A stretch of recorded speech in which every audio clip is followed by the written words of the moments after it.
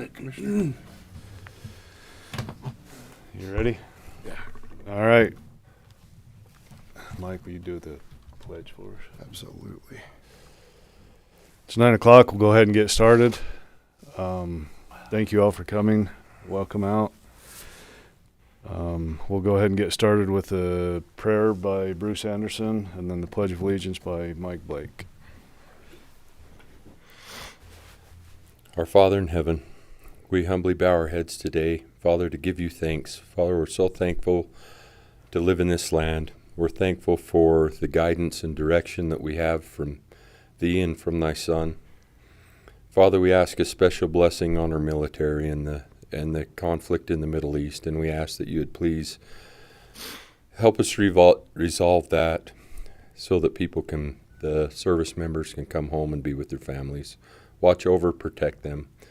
Please guide us as a county government that we'll be able to build a spirit, understand what we can do to continue to increase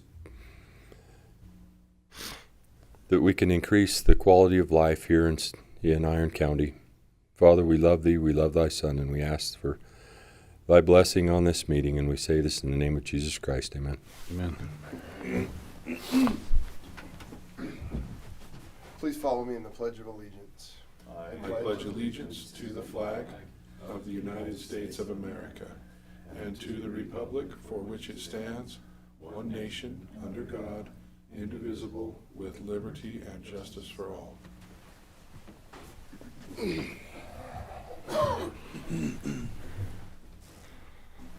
Okay.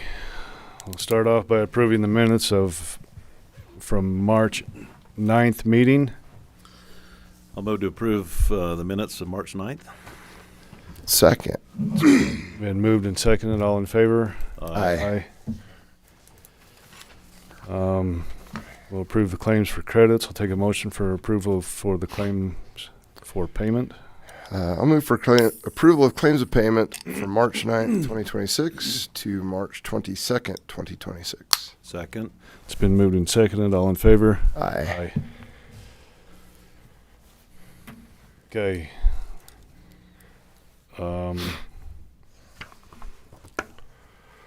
Let's see. There's our fearless planning guy right there.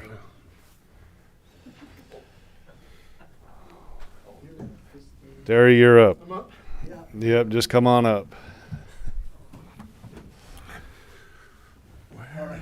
Nope, you're perfect. Thank you, sir. Light reading material today. Thanks.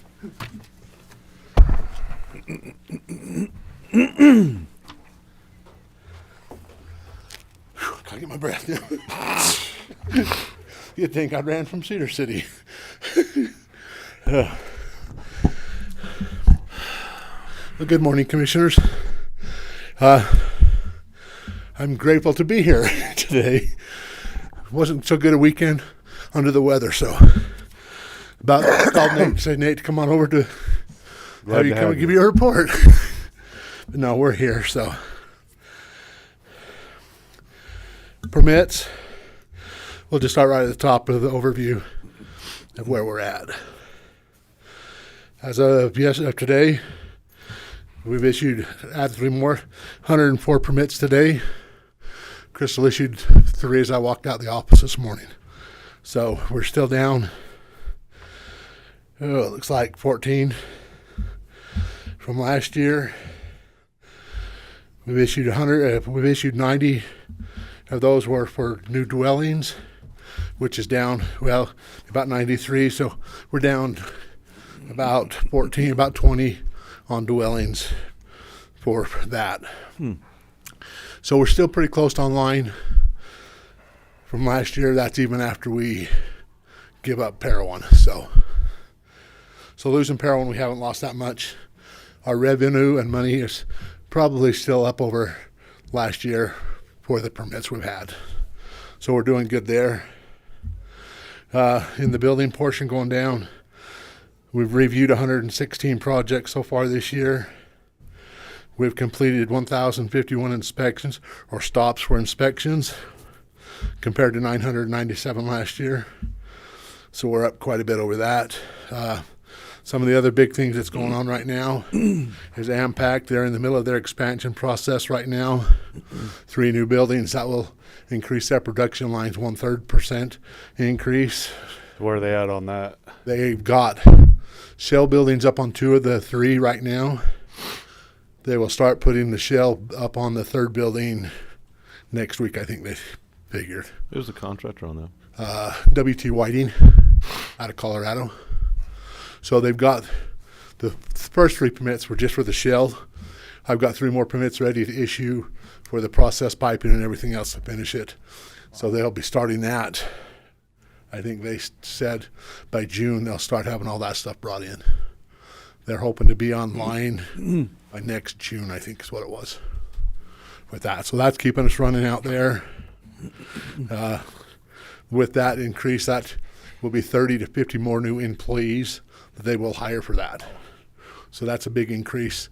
That's a good base pay for them out there, which helps the economy here for us. The people that they brought in is from out of town, so we're getting a lot of income for the construction side of that too. So a lot of help right there. I talked to Alan Bergeron last week. Okay. When they finish that, they'll be the largest production facility for solid rocket fuel in the world. Makes sense. Yeah, no, he's like, that'll put us number 1. That'll in the put us. world. That'll be good because of that. That's wild It is to see. Yeah. in the world. And I knew that it was getting close because they're sending stuff everywhere. They lost, I think they said 2 containers at sea, and the people really? that picked them up didn't know what they had. Oh no. They found them. They said there was some mishaps there. So they've got a big increase that's going to help them a lot here. So it's good to see that type of growth and business come into the county to help there. So we're doing good with that. Several more industrial projects. Frank's got 3 buildings started there. I just had Dennis Gray come in. Precision Autos looking at building a big project out in Silver Hills on some of Frank's. They'll open a new 8-bay vehicle repair shop there. So we got another one. We've got several others that we've been working with on looking at coming in. So we've got a lot there. The sheriff's complex, we have problems with them Friday again. They were pouring without inspections. So I had it out with them Friday, just a heads up. So I left to go to Newcastle and Burl, and they had a pump truck set up. And so I texted Cash what was going on. I thought I had you on the schedule. So they met Friday afternoon. They're going to try to get their scheduling coordinator worked out. They're going to change how they're scheduling. So hopefully that will get worked out to keep things on track. They said Tim did make it to look at it. So if he did, I'm a little more comfortable there, but I still haven't seen everything that is going on. Just for a heads up. Is that Intelex that No. Phase. or Phase? Sorry. Layton Construction. Right, but Phase is a Phase is the contractors on it, but Layton Construction, they've got Layton doing all the scheduling, and Layton's not been getting the scheduling done. So I don't know who we want to go after. I feel we should do something, but at the end of the day, it's going to come back to us paying again anyway, because they're going to find out how to do a change order on it. So hopefully you guys can mention it to them in your meeting tomorrow afternoon with it, that we have got to get something in order and do better, or we're going to have to go back after them for fines and penalties with it at the end of the day, I feel. So you But- do if they poured without an inspection. You go in with and I work with Tim on it at this point. I'll work with Tim to make sure he's got pictures and stuff, but I could go stop the job. But we don't want to do that where we're tying up the money. I want their attention that they need to work with us to have me on site at all times. And maybe that's what I'm going to have to do. The problem we've got with all this commercial and industrial stuff going on, that's what the projects I've been inspecting. I haven't inspected a home unless Nate or Trent is out of the office. in a month. So most of that, the housing, I have left up to Trent and to Nate, and I've just been trying to keep up with the commercial and industrial projects going on as far as inspections and other meeting stuff. So I will probably end up having to spend more time on the side of the jail just to spend time there. Last time was a phase, right? That Yes. was the issue there, but now it's Yeah. late. It's late in this time. I think so. Yeah, the issue that we had with them giving Tim bad time and not wanting to cooperate with him, that was directly phase. This is more Leighton in the scheduling, and I don't know if it's phase not coordinating early enough with Leighton or if Leighton's just forgetting where they're at. Because I was impressed at how fast Leighton dealt with it last time. Yeah, they did. And that's what I'm hoping, because I got an email. They scheduled Friday afternoon, they scheduled 12 inspections for this week. So we might have it taken care of if they'll just keep on top of stuff. But they just need to be reminded. I that, talked to Tim at caucus night. I ran into him, and Okay. I asked him how things were going. He said it was better. Yeah, and Tim and I, we're on a good relationship there. That he'll let me know what's going on, and he's been a lot more pleased with them the last while. So, and then they're trying to get all of the mel pods, as many as they can, set in place this week. They've got all the tilled up panels around the female pod, except one section come in with lips and stuff. They've got all those walls around the female pod set up. They've got most of the administration walls stood up, and they will start setting male pods this week. So we're coming along good, and things are looking good. We're going to start putting some stuff on in the administration building, start getting a slab ready to go down there. So we're seeing some improvement there and some work going down that looks good. I walked it last Sunday, and it's looking good. It is. I like Right it. along. It is. It's coming along. So we're good there. Other big projects we have, and most of you are aware of this one, Pronghorn Data Center. We had them at Planning Commission last month. It kind of got interesting. So we are going to have them on the agenda next week again, and have it set up as a work meeting for Planning Commission members and staff to talk about questions and see what we can come up with. Questions, get answers to the questions that there are, because there's still questions, and Planning Commission are not comfortable yet moving forward with a decision either way. So that'll be as a work meeting, more of a work discussion meeting, and we visited with Sam on that. That's how we're going to set that one up.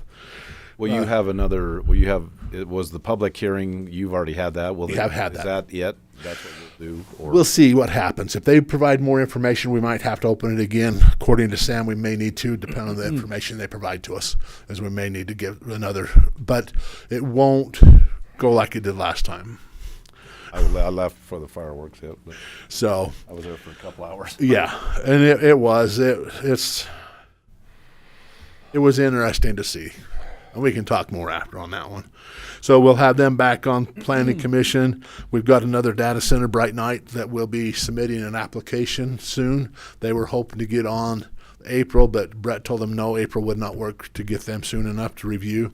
So the Bright Night, this is the one that's north of Newcastle, off of Antelope Road, that's about 8 miles west of Pronghorn. Another data center application for CUP will possibly be on for the May meeting. Does the Kern River gas line go that way? It splits them. It goes north-south. It's closer to Bright Night because it goes through just off the side of their property along that mountain range out there. Okay.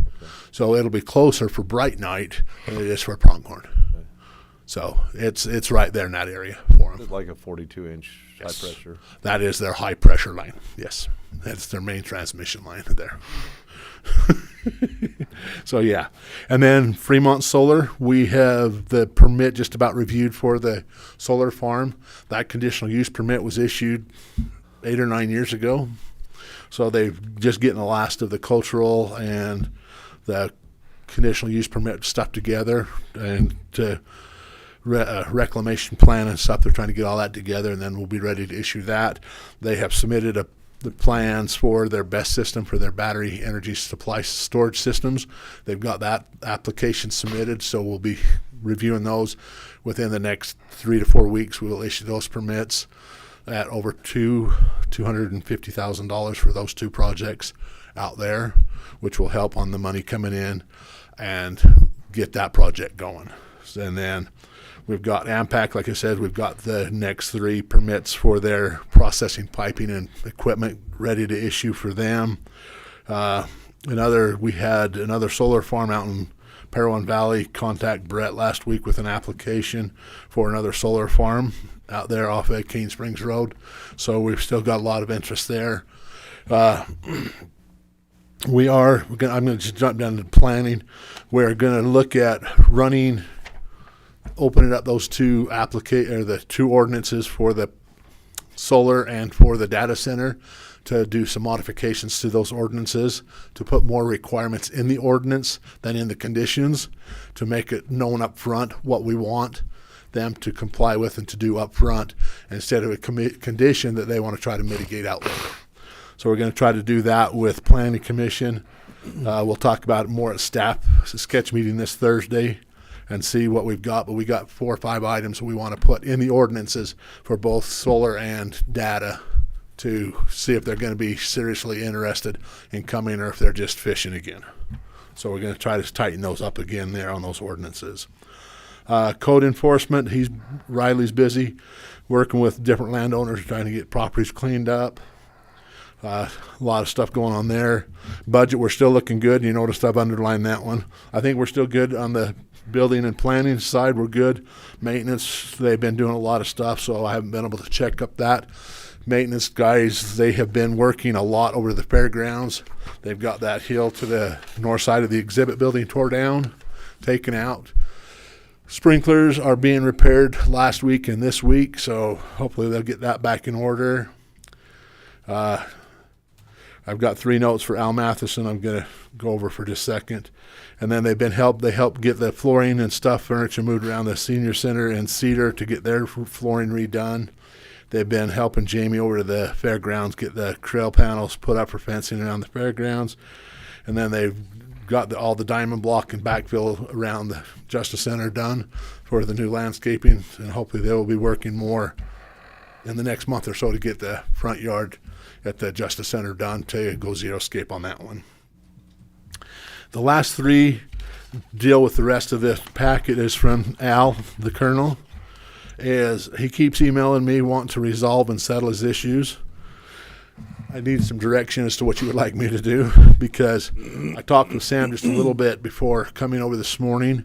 I know there's a lot of things, and I don't know everything because I haven't sat in the discussions, but there's a lot of things that the Colonel has to take care of before it's going to go through with his building.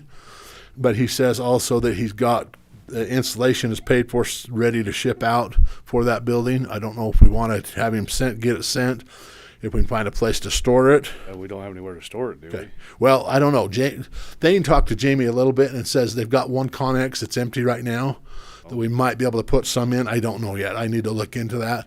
But that's why I don't want to tell the Colonel to send it just yet until we are comfortable where we're at and what needs to be done. Because also he says he's got some money set aside, but I don't know how much money. I don't know what he's got, where it's going. $30,000 and $40,000. That's not going to be enough to do the concrete and set up the building. So I think we need more, and Sam mentioned the MOU this morning. I think we need more put together from the Colonel as to a plan as to what's going to happen with that building. We've got it long-term. Where are we at with long-term? And you guys have talked about it, so I don't know exactly where we sit with it. But that's where I need directions. Do I just refer him back to John or to you guys and leave me out of the middle of it for right now? Or do you want me to reply to him and tell him what needs to be done? I don't know. Or I would say refer back to the county, and that's a little further down the road. yeah. That it's not necessary for John or for Terry to be talking about what's needed, because we don't have an executed MOU, we don't have plans, and it's just not going to work right now as it is. So no need to start exploring what is required. What the next step. Well, yeah, no, as far as that, but yes, to get the MOU together and all that, just referring back to Yeah. Okay. I'll visit with him. Okay, because I know he's got it and he has good intents, but like Sam and I talked about this morning, there's a lot of things that's got to be in place as we move forward, and where I haven't sat with those. I just want to tell the Colonel, you need to work with the county and not me on getting this organized before we proceed any further. Okay, that was what I was wondering. So, one last thing. I'm assuming we're still on scheduled for a field trip next Monday to visit with the data center to see what it looks like in operation and what it takes and get a little more information. So hopefully we can have some more information before our planning commission meeting. We can take staff up there and we can see more what's going on with the data center so we know how to address issues. And Mike has set that up, so I'll have that. Yeah, I'll solidify. They talked either 10 or 11 a.m. I'll solidify that, whether it's 10 or 11, but then we can figure out rides and who's driving what. because I just from the email I counted 10 or 11 going roughly. Okay. Yeah. Okay. Sorry I'm late. Sorry it took so much. Anything else you need me to do? You walked in right on time. It's busy. So things are staying busy. Yes, our numbers are down just a little bit, but I think our money's there with the transition from Pero on. We're running, and I'm looking more into my commercial stuff, the industrial stuff to keep us busy that way. So I don't think we're hurting yet. I really appreciate you letting me borrow Riley for a couple of days. No, he had a fun day. He had fun. He realized that some of the things that we don't see, and that was the other thing. Yeah, Riley spent 3 days with John and our insurance adjuster going through all the county buildings to get him into different places to try to get our county insurance up on the buildings up to date and stuff. So Riley, he did have a good time. Realized that there's a lot of stuff that we don't see that goes on. So it was good for him. Yeah, I think it was a good experience. And in his former life, he had worked as a park ranger in Zion. And it was fun with that. That guy was from Denver, and he kind of went into park ranger mode, explaining some of the cool geology and stuff around. So it was fun hanging out with those guys. He did a good job, and I appreciate that. We do that every 4 years. 4 years, okay. And we need to do that as evaluation for our insurance. So. No, and like I said, it was easier to send Riley than send Thane and Landon. So it worked out, and I'm glad it did because it gives me information as to what he sees too, and if there's something we need to look at and work on. One of the things that I work on each year is the affirmation, just saying how many vehicles, how many employees, how many buildings we have. And there were a few buildings that I didn't know existed. So we've got those captured. Well, there's so much going on Right. in the county that we don't see everything. And there's one going on at the road department I haven't heard about yet. A building. I don't know. It's not yours. It's on the road department property. Oh. Oh, yeah. I've got to check in just so we can keep up to date with what we Yes, had sir. going on. Anyway, It's I not- appreciate not that I'm you worried and about a permit Riley. and them doing it. Just that's Bryce's, the one that's going up right now. yeah, they have Bryce's. footings for them. Okay, so just a heads up, we're going to have another one Okay. in the next couple months up and going. So Thank you. thank you guys, gentlemen, commissioners. I appreciate it. you. I enjoy it. Thank you. Are you hanging around or are you I'm out and about?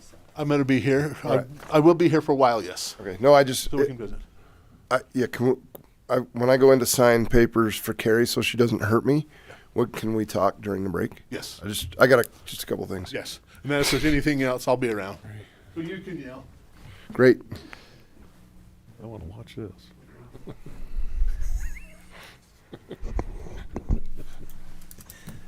A striped shirt and a whistle, I think. Just smack your knuckles once in a while. Changed their name. That's not my.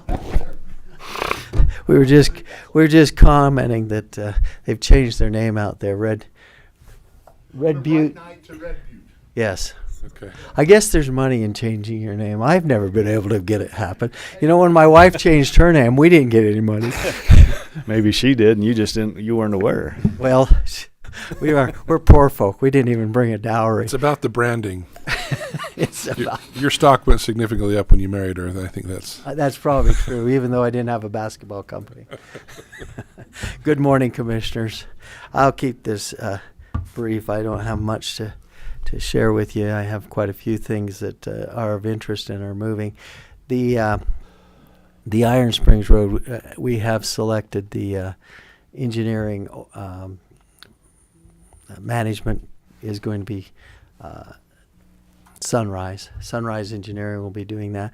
They're also doing the high T for UDOT, so it'll be a smooth transition to go from the high T onto onto Iron Springs Road. Just received an MOU agreement. We haven't signed it yet, but we received one, Sam and I did Friday, from BZI, which is going to be a significant offset to our contribution. We're required to pay in kind or financial share of the Iron Springs Road. We got a $7 million grant, and we are agreed to pay $500,000. But several years ago, almost 2 years ago now, I negotiated with BZI when they were doing their front entrance that they would not do that out into the roadway, that when we did the project, we would do it, and they would pay a contributing share to have that done. And so they are already on board. We just got the MOU Friday. We'll have Commissioner Robinson sign that, and that will that'll be a huge offset to our share of $500,000. So at the time, it'll make a nice smooth transition for the road too. There won't be this over here and that over there. When you're building a road, it's nice if you're building it all at once. So What's the projected start date on all of that? So we're projecting June.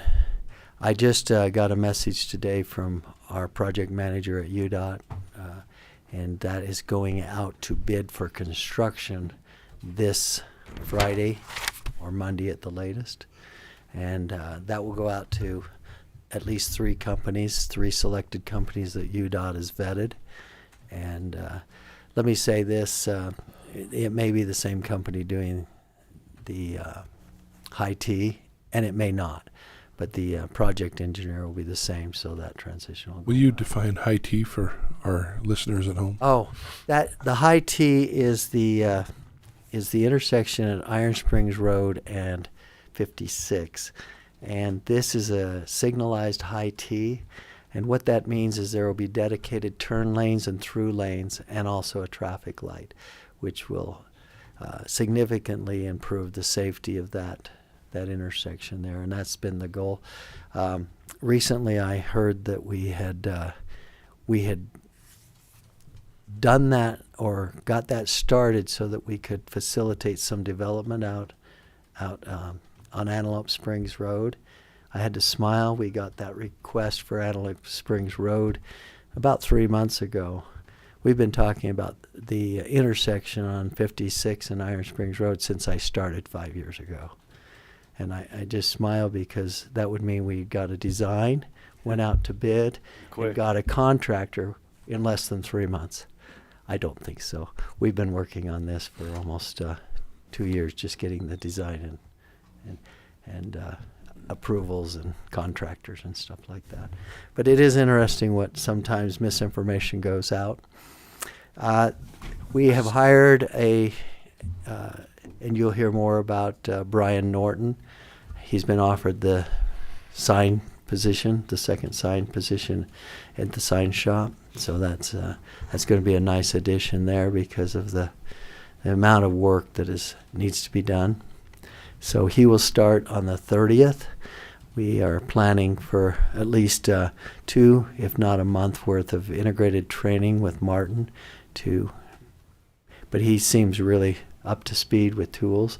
One of the benefits that Brian brings to the position is he has a CDL, and that would allow us to utilize him in assistance with Matt when they're out on the road working. He'll be able to double up there when we need an extra set of hands to move material, and so we're not getting in and out of the track hole all the time. Just to load the track hole, get out of the track hole, get in the truck, and move that way. And so when those projects seem like they make sense, we'll utilize him from the sign department for that same operation. We've been busy in the engineering department. It seems like I look back and think 3 months have gone by already, and the last time we were doing a lot, and we're still doing a lot. We have been working, and I'll talk a little bit about this on Agenda 6, with our split for sewer at BZI, both the 30-inch and the lift station. The 30-inch line is in at BZI, and that's been approved by the city. They're the sewer masters. And we're still, I think they're 90, maybe 85% done with the lift station. It's all in. Some of the hardware needs to be put in. And, of course, the force main over to 45 out of that lift station needs to still be installed. But it's a big project. It's over $4 million of upsizing, not just the project itself. It's over $4 million of upsizing to handle the future or what is expected to be flows. Anyway, that's what we've been doing. Very busy.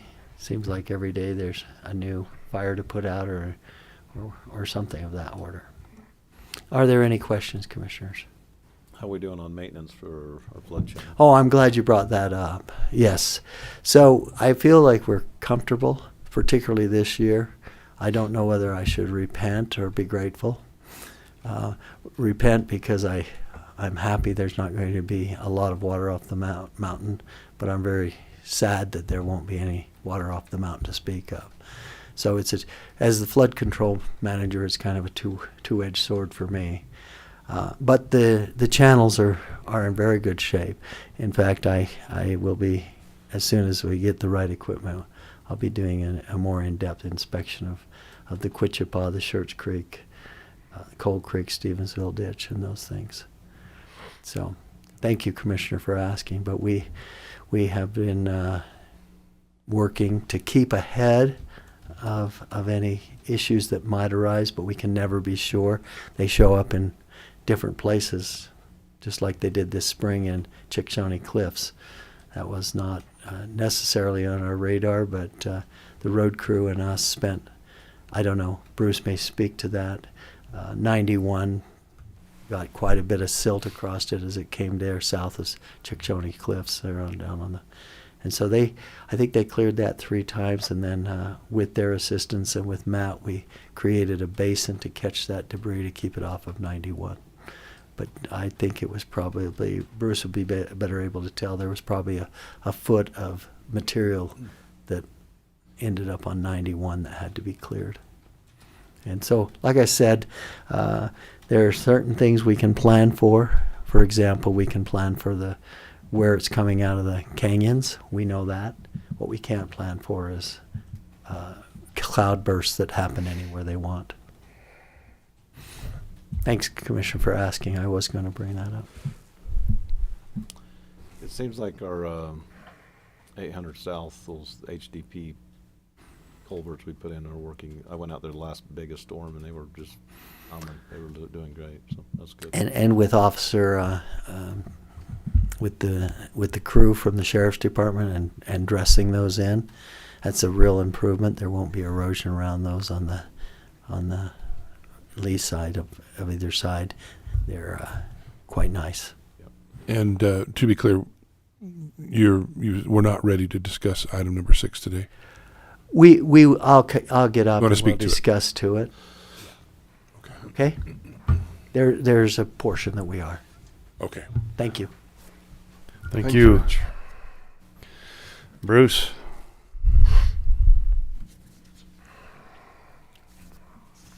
Morning, Commissioners. Thank you. I put a packet on your desks. We can start with the road department. We're just working on road material bidding. We're working on the survey for Gold Springs. Should start. Well, Bob Platt started it, but our end's going to start tomorrow morning.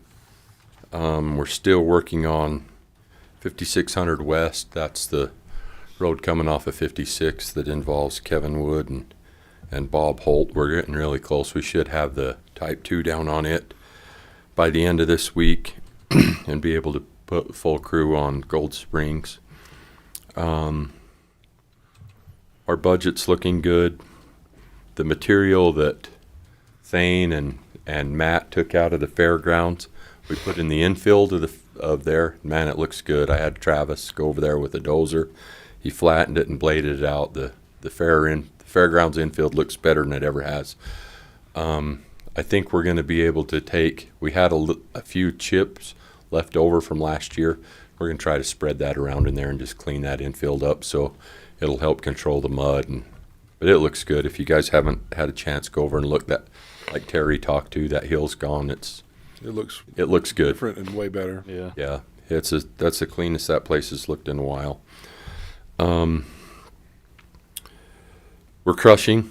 We rented a crusher this year. We rented one a month ago, same crusher, but we had it for a month out west, crushing the material for 5600 West, and now it's at the Parowan landfill crushing. That's good material over there, so we got another week or so over there is probably it. The east frontage up at the Buckhorn, it's all ready to go. We'll have to just tighten it up, run a blade on it for chipping, but it's done. Hopefully we can go further north, and then maybe we can get that summit frontage that goes down to Dr. Gardner's next year. When I came over today, there's just a lot of dust on that road. Maybe you guys noticed it, I don't know, but we're going to have our crews start skim patching probably in the next month. Hot plants aren't on yet. It seems like it should be because it's warm, but it's still just a couple of days into spring. So, and then we're still down one position there. We've got interviews on Thursday. Hopefully we'll be able to find a qualified person to, but this is the most people we've had at the road department for years. How many applicants do you have for that position? I don't recall. I think 7. I think we're going to interview 6 or 7. So I might be wrong. I do so many that I can't keep them straight. So, moving on. Oh, any questions on roads? I just had a question on the fairgrounds. Okay. Did we get the Parowan City parking lot looking good? Where they ran their line through? Did Yeah, they it looks fix good up enough. as good as we had before. Yeah. Yeah. They're no worse than the kids. They're no worse than the kids. So the other day, Jamie and Thane caught some kids spinning donuts over there Yeah. and cornered them, and we worked out a deal. The parents were going to bring them over Saturday morning to rake out their donut marks. That's good. I'm not sure that happened or not, but that was the parents. Followed them to the school. He found out who they were. It was kind of fun. That'll deter it pretty quick, I Yeah. think. This one, they pinned him right in the corner. They still had him corralled when I got there. I drove them home and I followed them home on their four-wheeler and Probably spoke rather deal with spoke you to than the with their parents. They're glad none of us ever did that. Yeah. Yeah, right. Yeah. I was always doing service for the widows. I never did anything. So you remind me, a couple weeks ago, Bruce and I got a call out there on 4800. There's a sewer line going across, and they had steel plate over the trenching. Well, do you know what moved those steel plates? What?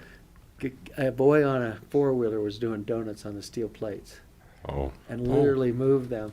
And can you imagine if you'd have driven into that 12 to 18-inch trench that was there? Fortunately, we got a call and we were able to get a hold of the contractor to move them back. Oh boy. But it was a four-wheeler doing donuts on those steel plates. Wow. But yeah, we're trucking along in the road business. Real slick. We plowed snow once since we visited last. That was it. Well, I guess twice. But one time we just moved it around, the wind blew it back, and then the other time we really got it plowed. So, any other questions for roads? Oh, just one quick. That little frontage road area in Canaryville. Yeah, not that a get worked problem. out. George talked to me. Right on. We'll get that opened up. So, and we can actually contribute that to our PC as well. We'll be able to credit some PC. Yeah, should be able to on that one. Yeah. Yeah. Yeah. So I was going to meet with Ben today and go down and do that this morning, but then he called in sick. So, Shout out to Bruce. He was an expert witness in one of my criminal trials. You'll note Commissioner Robinson, he said, I don't recall. He was very polished, when he was talking today, because he's ready to be a witness. So You trained him up well. he was good. That's good. that just means I'm the dumbest guy in any room I walk in. That's all that is. Landfill. So Jeremy and I attended the SWANA training last week. It was for a whole week. I guess it was 2 weeks ago. And we was able to, in the landfill business right now, the buzzword is batteries, batteries, batteries, right? And we've been able to come up with some help with them, possibly. So it's going to be kind of costly, but when hopefully we got a path forward for now. We talked about several different things with other landfills and other options, and there was myself and Jaron Scott. There was 4 or 5 landfill managers throughout the state that we thought we had a pretty good plan, came up with, and then we got shut down at the legislative level. So we was hoping to all just pay I think it was 9 cents a ton, and then have a milk run to pick these things up throughout the state. But there was a couple of private landfills that had better lobbyists than we did, I guess. So that got shut down for now. But we've got some solutions coming. We're fully staffed there now, and what that means is now we have guys that if we're able to walk through that trash just a little bit and look for some. And that's actually saved us. We've actually been able to find quite a few that way. So, but the issue is what to do with them. And so there's a place in Nevada that we can send them to. And so there's some new options coming up with the battery business. There was a lot of other talk there that was good. But that was probably the number one reason that we went, is to hopefully figure out what to do with lithium-ion batteries specifically. The state DEQ did a recycling survey. They didn't show up to this for some reason. There wasn't anybody from the state there, but we still haven't heard if that was a positive survey, negative, how it all turned out. So when I know, you'll know. So we had some help cleaning up Iron Springs. Thane and the VIPS guys, the volunteer posse, was out there, and we got cleaned. It was quite a job. Took all day long to get from the Y up to the old radio station. We still got to go from there. And then we Jeremy and 4 guys spent a day over here in Parowan.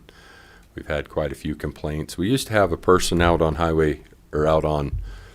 Iron Springs that him and his buddy would do it. They'd just come by and say, hey, we need some garbage bags. We'd give them garbage bags, and they'd ride their 4-wheelers up and down, but they've since moved. So we did have a few of the work crew, and Thane was there. That's the same day we did. They didn't get a really early start because we had a evidence burn at the landfill. So Jeremy and I are doing water samples tomorrow, and like I said earlier, all the positions there are filled. That next page back just shows our numbers for Iron Springs. Up to right now, there's 19,278 tons, 6,000, just shy of 6,000 customers. I guess 5674 trucks have come through since the beginning of the year. So it's probably within a few trucks of what it was last year, one way or the other. It feels kind of steady. One thing we did learn at the SWANA training is if you think we're busy, the other counties are even more busy. You can tell what kind of construction's going on by the C&D waste they have. So Tooele is pretty close to the same size as we are. They're a little bit bigger, but they doubled what we were doing in C&D. It was kind of wild. They had more C&D than they had household, but they don't have the tourism that we do either, so kind of offsets. But they had 77,000 tons of construction waste up there, so I think the whole state's kind of busy construction wise. I know the governor would like to see a build, right? And they talked a little bit about that. We budgeted for a water pole and put it up at the landfill, and that it was close to $80,000, but all that can go toward our PC as well, because I'm hoping to get Spencer to maybe come up with some cool stickers that go on the side, like help prevent wildfires or something, that we can contribute to our PC as well, and then we'll have Martine apply those. But we've got it up in the air, it's working. It's just so much faster to load with. You can go there, pull the hose, bam, you're loaded and done. So it'll be full of water all the time, just for fires at the landfill and any fire. Fires kind of continue to be a problem only because they're just a problem, right? We've been able to catch a lot of batteries, but we're still having one a week. We haven't had any that are overnight ones, but with the hot, dry season coming up that we're anticipating, I just think that's part of the business right now. We've had more fires in 1 year than we had in 15 before that, you know what I mean? So, but we're cruising along. Any questions about landfill? No, I don't want to give you guys kudos for keeping a keen eye, noticing something suspicious. That I give my guy that credit too. actually He called me. led I to said, a significant criminal investigation and ultimately an arrest. yeah. In that, it's pretty awesome to be able to. Yeah. And so that was a result of looking for batteries. Yeah, You that's know, what that they was said. an exact result of looking for batteries. So he called me kind of nervous, and I said, well, let's move forward. I'll let him fill you in on it. It's probably I not a saw the headline. function. That it hit the papers and everything, but that was Bruce's team that initiated that. It was just Yeah, good help. I've got good help out Good there job. for sure. They deserve kudos on that one. But that shows what a full crew can do, right? So that feels good finally to have that at that point. Any other questions? no. Thank you, gentlemen. Thank I'm you. going to excuse myself. But All right, we'll go on to commission reports. Paul, you want to go first? Sure. Let's see. Like I mentioned, I walked the jail last Sunday.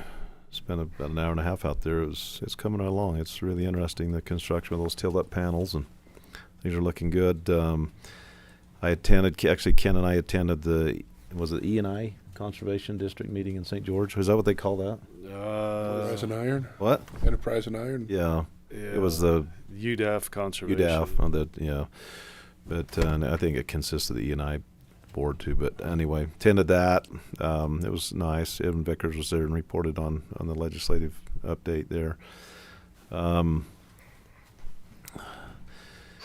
Let's see. I attended the Cedar Beaver watershed meeting in Enoch this last week.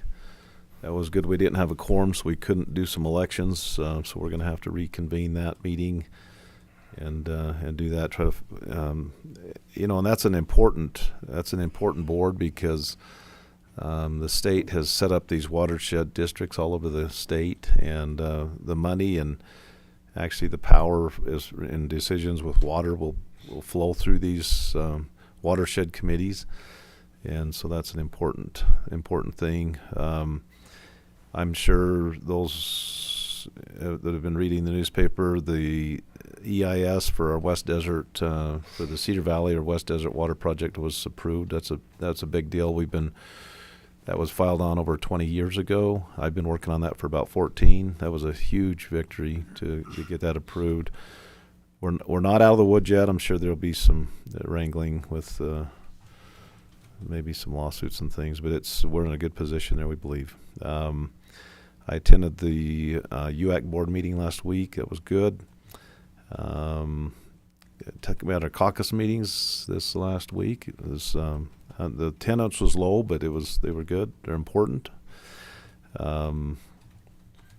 We are a republic, not a democracy, and that's an important part of our republic is the caucus system. I attended the planning commission for the data center. listened for a couple hours and had to leave early. But I heard it got a little interesting after I left. I'm not sure when you left, but it was good to hear the input and the community coming out. I've kind of talked to some that are concerned about the data center to, if they really want to be effective, is to come to the planning commission, because they're the ones that'll make that decision, and come to them with ideas on actual conditions that they can set on that data center. That would probably be the most productive that our citizens really can do. And so I thought Terry, you and the board and everybody and did a good job, with that. It was, what was it? What ended up 3 hours? 3.5. Yeah, it was long. But that's all I have. Thank you, Mike. So with all the talk of, data centers, just the growth in our industrial parks. I've met with Nicole, our treasurer, and Luke, our auditor, a lot, talking about different tax implications that go along with these projects. Our school district gets, I don't remember the percentage, but over 60% of taxes that are collected in Iron County go to the Iron County School District. So Nicole, Luke, and I met with the superintendent and their CFO just to talk about some of those tax implications, educate them on projects coming up, and just, since they're the largest user of those tax funds, we thought that they needed to probably be looped in. That was a really good conversation, just to make sure that we're kind of all on the same page and have the same information. I had a constituent reach out with concerns, not just about data centers, but just building and development in general to the west, because of past nuclear testing and radioactive concerns, radiation concerns. I had a really good meeting, kind of talked about some things that the county might do. It kind of opened my eyes to maybe some things that we hadn't really thought of before. And I've kind of had that conversation with Terry a little bit.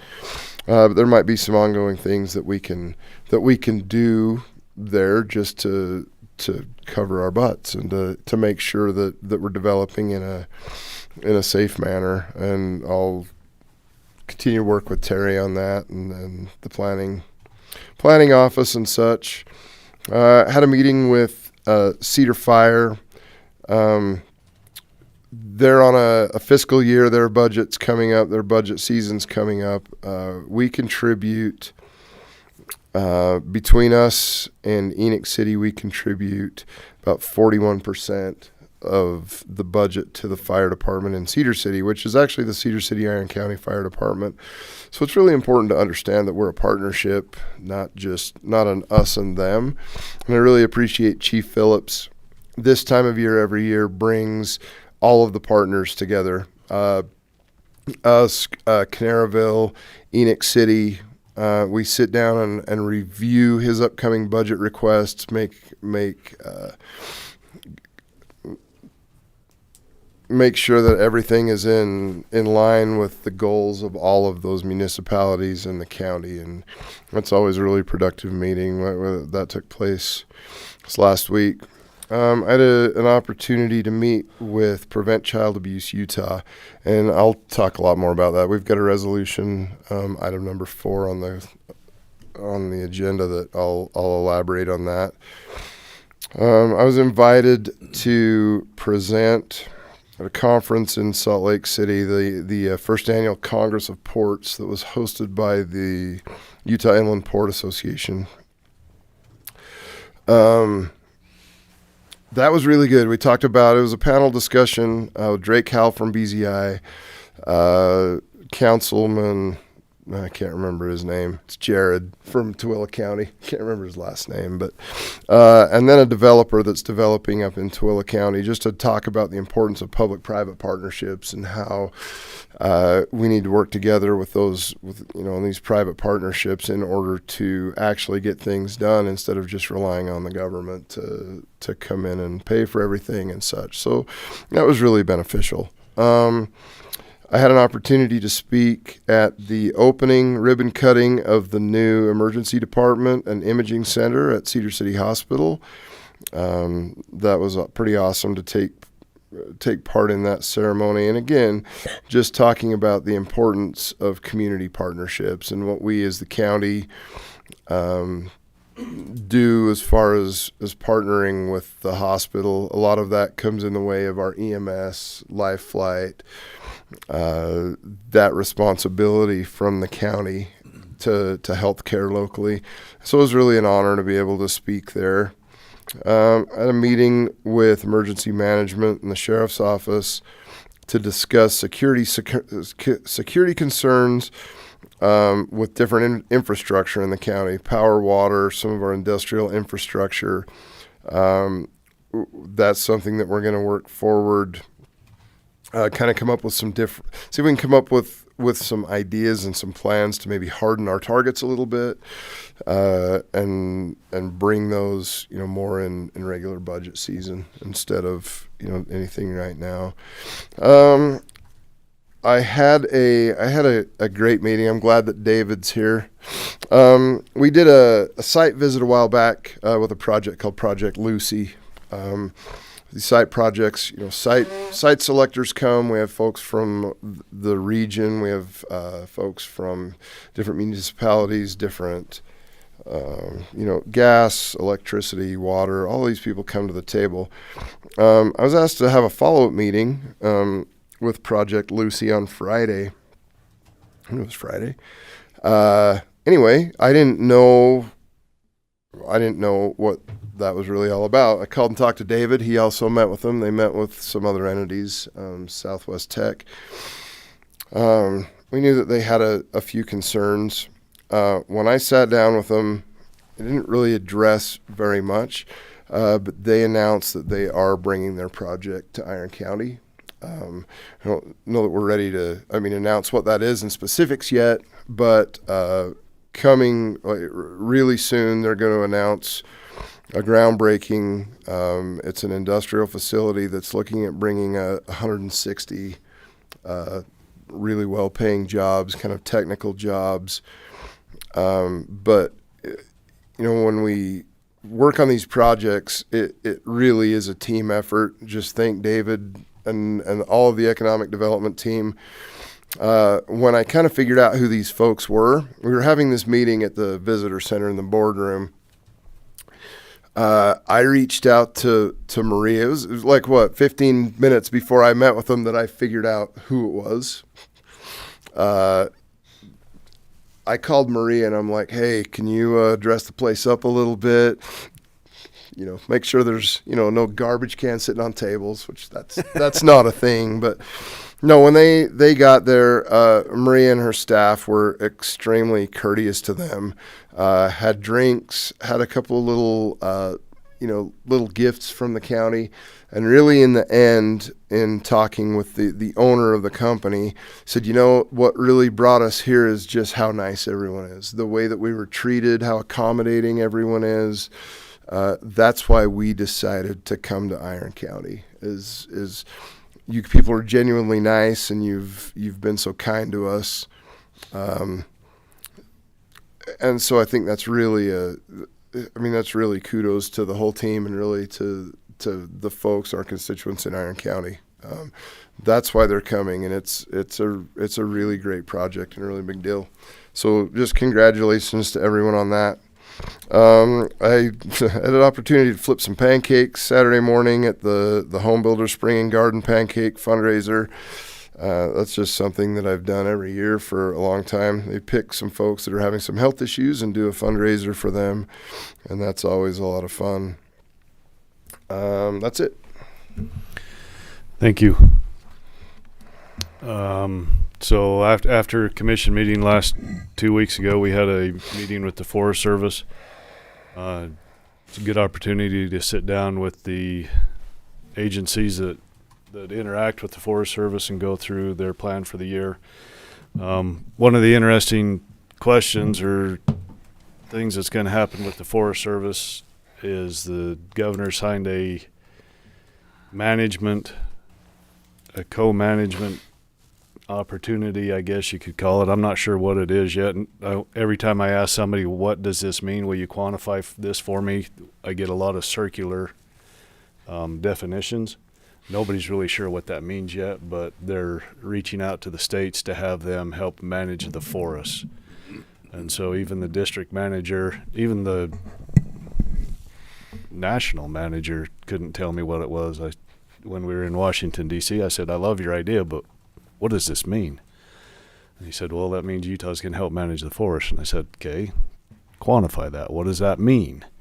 And I got a circular definition, so I'm still waiting to see that come down. Apparently there's going to be some big announcements coming shortly with Forest Service and what's going to happen there, so looking really forward to that.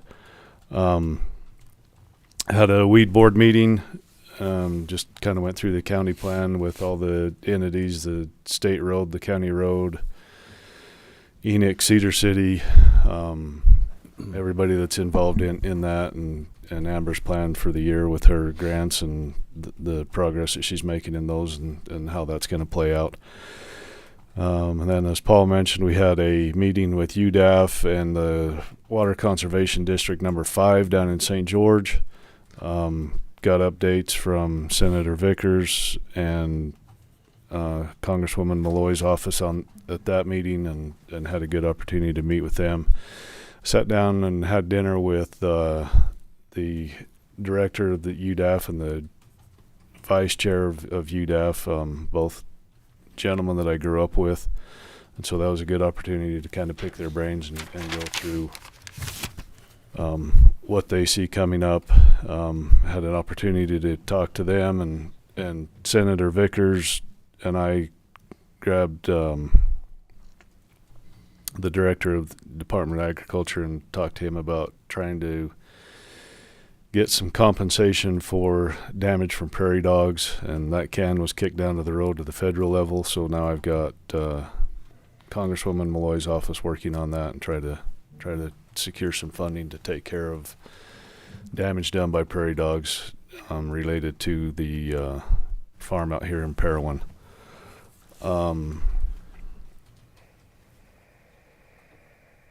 The caucus was last week. It was sparsely attended, but it was a good opportunity to be there. And then I also had an opportunity to go to a community leaders event and sit on a panel and take some questions from community leaders and discuss things that are going on in the county and around. So it was a good 2 weeks. Spent 4 days in Oklahoma at my son's graduation from basic training, so that was a fantastic opportunity. So, did you want to mention the drought relief? Oh, yes. Also, talking with the people from UDAF, they said if we do a drought declaration, that will open up loans through the state for transportation of feed and water for local agriculture producers. So we're working on that. We do have a template to work through on, and I've shared that with John to hopefully have that on the next commission meeting so that we can have a drought declaration, and maybe the governor will beat us to it and declare it for the whole state before our next meeting, but that's what we're working on. They said the legislature has the authority, or the governor and the county commissioners have the authority to declare that, so that was good. Yeah, so a rough year, could be a rough year. Yeah, if the county declares it first, then it opens that up, but if the governor declares it, then that opens it up statewide. And they're not statewide, we're not quite there yet in the drought monitor, so it's crazy to see what's going on around the country in the west and the Midwest with the droughts. Huge fires in Nebraska, over 700,000 acres burned in Nebraska. They're estimating that will displace 35,000 cows. I've not seen a total on how many were killed in those fires, but if you're displacing 35,000 cows and the price of beef is already up, imagine what the trickle-down effect that's gonna have. So we need some rain. That's all I got. Wish I could have brought some home from Hawaii. We were in Hawaii, and They're getting flooded. Kauai got 32 inches of rain in 24 hours. And Oahu, we came out Friday. Friday it rained 5 inches. That we'd left Saturday, but it's just hammered them since we left. Wish we could bring some of that home. It's unbelievable. So it's 10:05. We'll start back up at 10:15.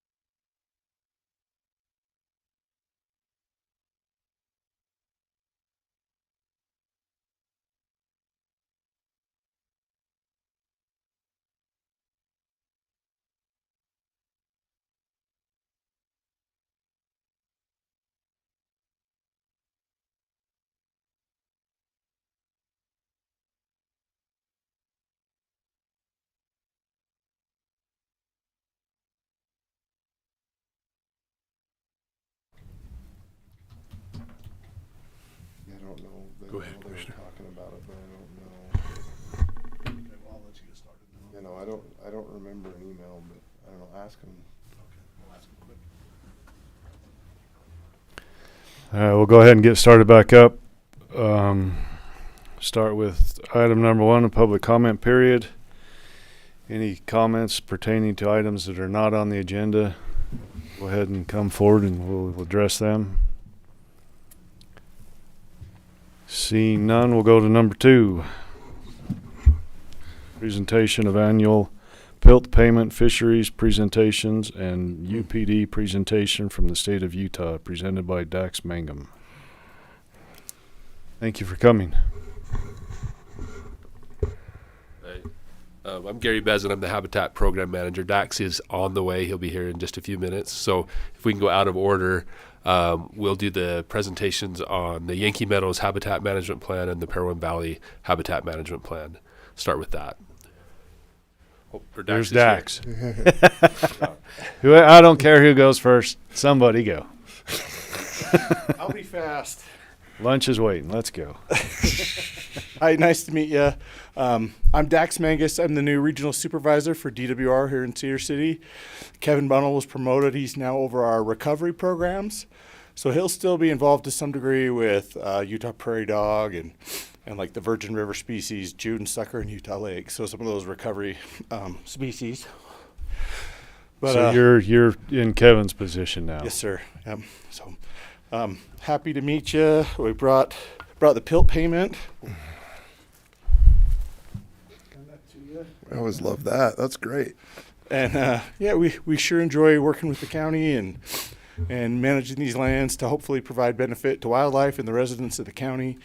And from talking with the staff here in the Cedar City office, it sounds like we have a great working relationship and good communication. And if you have any questions for me, I'm pretty new. I don't know if I know anything, but there's a lot of great staff here from DWR, and happy to meet you and happy to bring you that bill payment. Yeah, nice to meet you. Thank you. Thank you.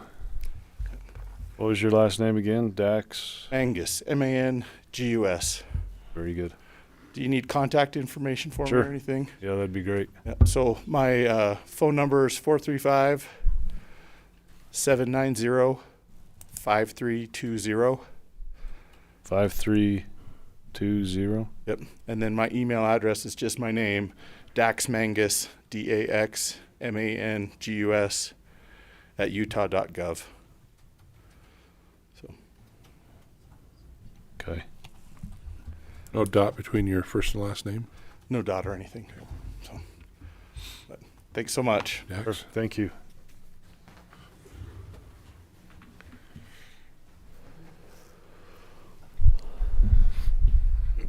Okay, I'm Michaela Roundy. I'm an aquatics biologist with the division, and I'm going to give you a presentation on the Yankee Meadows Wildlife Management Area. I'm assuming I control it from here. There we go. Okay, so just some background on wildlife management areas. In Utah State Code 23-21, it outlines all the processes. I'll just kind of give a brief overview of that. But the DWR presents the habitat plan to various stakeholders, and then the director would approve the plan, and then the plan is therefore to manage the WMA. So this one is in particular for Yankee Meadows. There we go. Okay. So the following stakeholders are presented to this plan. So it's been passed around the Southern Region Office to our different wildlife habitat biologists and law enforcement have all taken a look at it. The DWR Habitat Council has also looked at it. Resource Development Coordinating Committee can look at it. Yourselves, the county commissions, our Regional Advisory Council, and the Wildlife Board. Again, per this code, every WMA within the state will have a management plan. Management plans will include things like the proposed anticipated uses, management limitations and conditions of the area, the inventory of the existing conditions, the desired future conditions, how we're going to get to those future conditions, and then any reallocated uses, water uses, forage, anything like that will all be included in these management plans. So part of the process for these management plans, we invite interested parties and stakeholders, nearby landowners, tribal governments to participate in this planning process. And then we seek to maintain land uses that are compatible with the local area, the zoning ordinances and stuff like that. So for this plan, specifically at Yankee, the advisory is you guys presenting today. It's also been passed to the Dixie National Forest personnel, like I mentioned, the DWR personnel, and Parowan City and Bryan Head Town Management has also seen it. And then we've given it to a handful of local anglers, as well as our Trout Unlimited and Color Country angler groups have also reviewed it. So jumping into the actual information about Yankee, I'm sure you've all been there before. It's about 160 acres. We've got a map up here. It provides access to fishing at the reservoir, and the DWR acquired it in January of 1940, so we've been managing it for quite a while. This current plan was last reviewed in the early 2000s, so it's been about 20 years since it was updated. So this last year, we decided it was time to update it and make it more current, so to speak. So some popular wildlife species that you can see within and around the WMA is mule deer, elk, turkey, our fish species, Bonneville cutthroat trout, brook trout, rainbow trout, and some migratory and songbirds. So annual maintenance that takes place within the WMA is the boat ramp and the parking area maintenance, our fencing maintenance, signage, and the restroom and the picnic areas maintenance. This one, we don't have a ton of habitat concerns with this WMA because it is mostly the reservoir habitat, but there is some livestock trespass and cheatgrass or invasive weeds that could be concerning.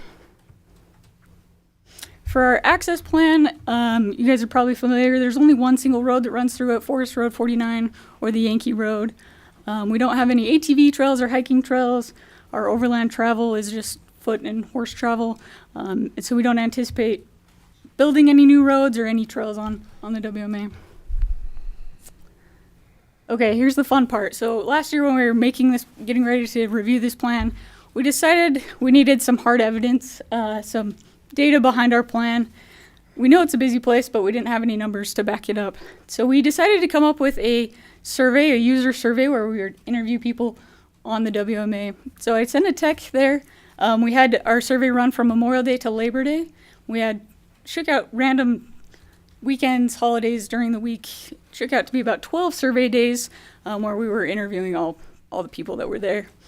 And we broke them up into two different groups: anglers, people who were there just to fish, and non-anglers, people who were there for picnicking, pictures, birding, just people who were kayaking or non-fishermen. Everything else was in that non-angler category.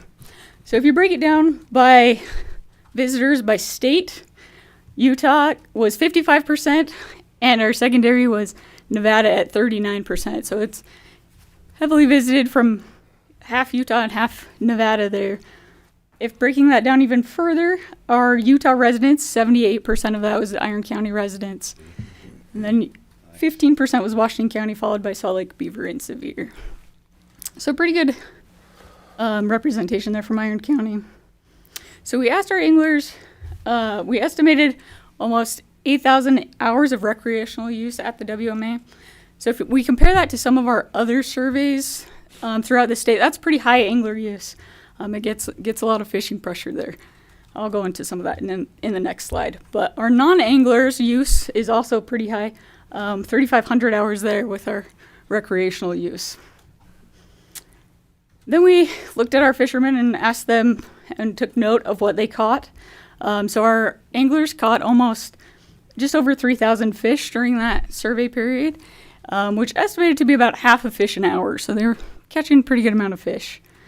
And then of those fish that were caught, 837 of them were harvested or taken home, kept. Thank you. Okay, so I kind of went over this. Our non-resident anglers, 45% at Yankee. If you compare that to Panguitch Lake, a survey we did in 2017, it's pretty similar. Panguitch had about 46% of non-resident users there. Our young anglers, so our youth, we estimate about 13, 14 years old and younger, was 19%, and that's pretty high. If you compare that to Fish Lake in 2024, that was only 14%. And if you compare that to Panguitch again, it was only 13%. So we're getting a lot of young anglers, young families at Yankee. Our hours fished per acre was also pretty high. It's 148 hours at Yankee. Again, compare that to Panguitch, it's 136. And to Fish Lake is only 63. So we're getting lots of fishing time at Yankee as well. And our trout catch rate, like I said, half a fish per hour. You compare that to Fish Lake and it's right on. They're both about half a fish per hour. You compare that to Panguitch. Panguitch is nearly double that at 0.8 fish an hour. So we're right in the mix there with both those props. So do you adjust stocking rates according to that? We do. Okay. Yep. So at Yankee, we currently stock about 6,000 rainbow trout, 2,000 brook trout, and 4,000 cutthroat trout. So it gets a decent number of fish. Per year? Per year, yep. Are those all like juvenile planters, or are there any more mature fish in the plant? So the brook trout and the cutthroat, they're those like 3-inch fingerling fish.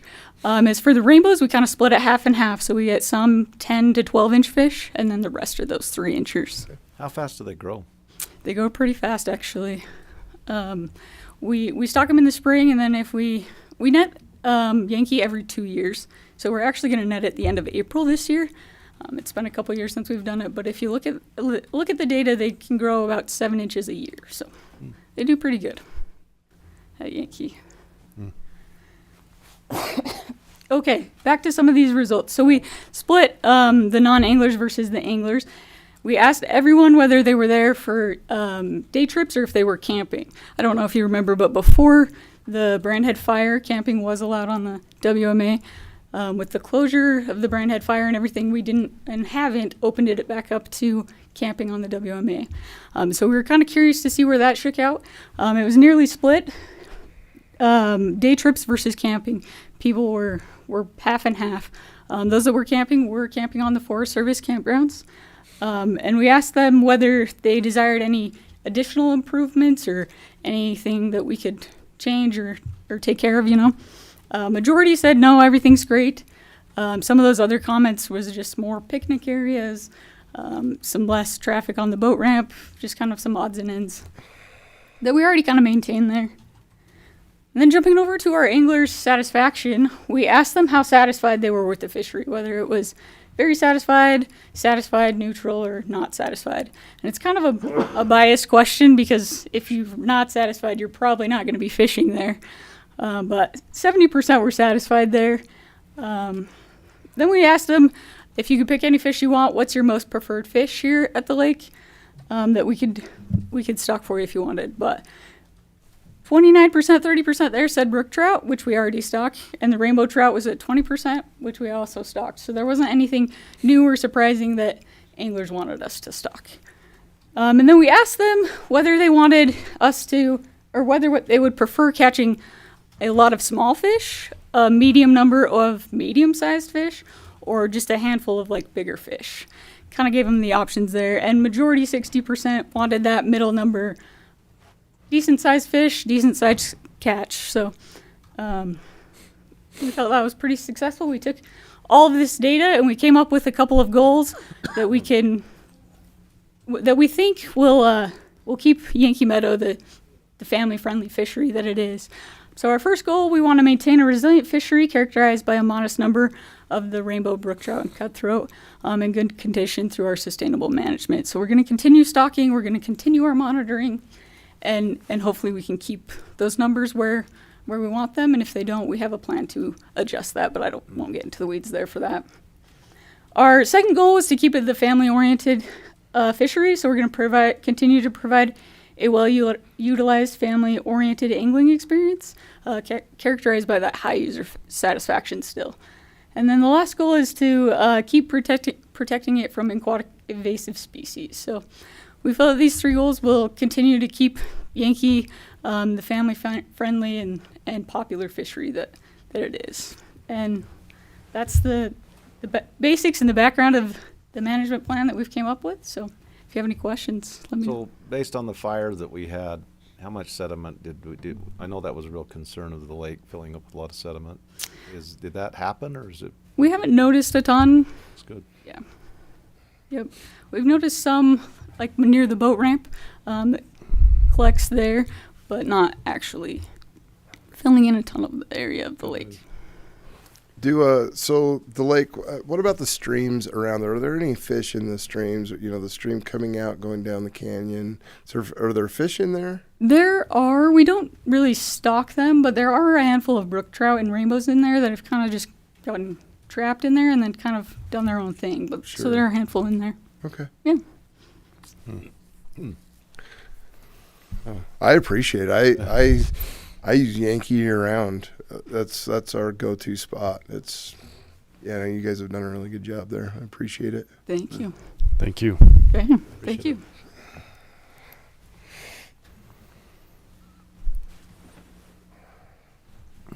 Good morning.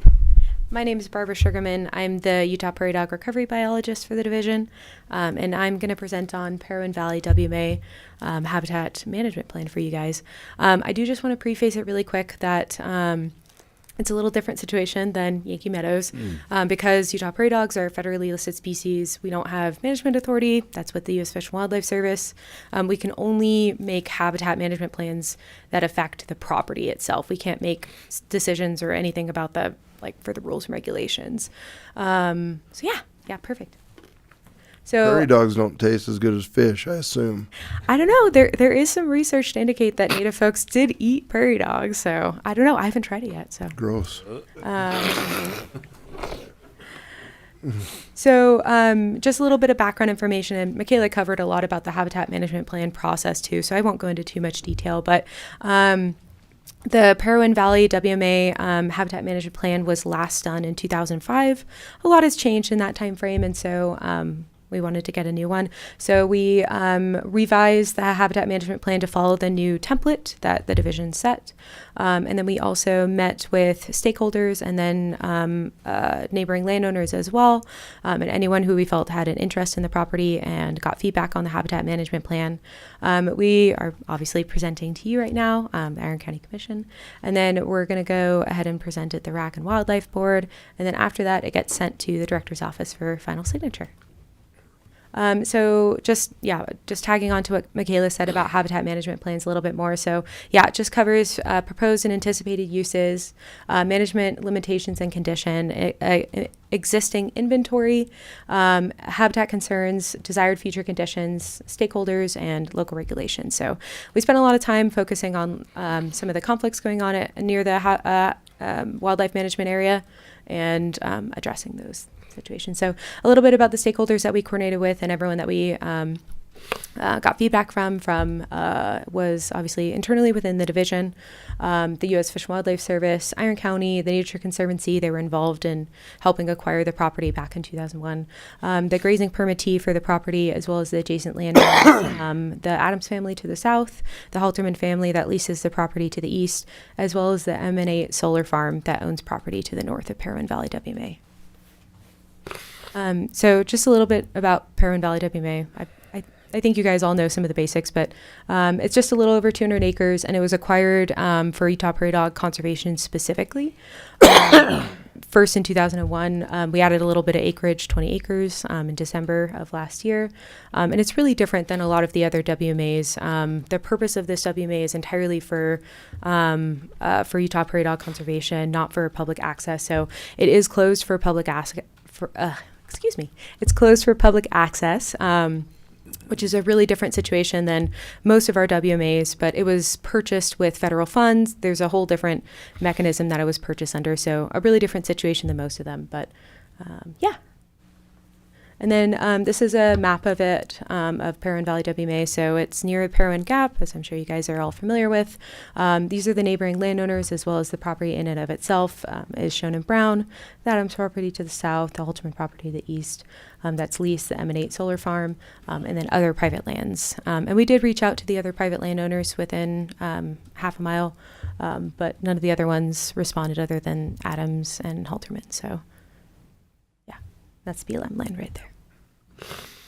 So lots of other species are found on Parowan Valley WMA, not just prairie dogs. There aren't any fish because there's no water other than the little stocking ponds, but there are a lot of other wildlife species.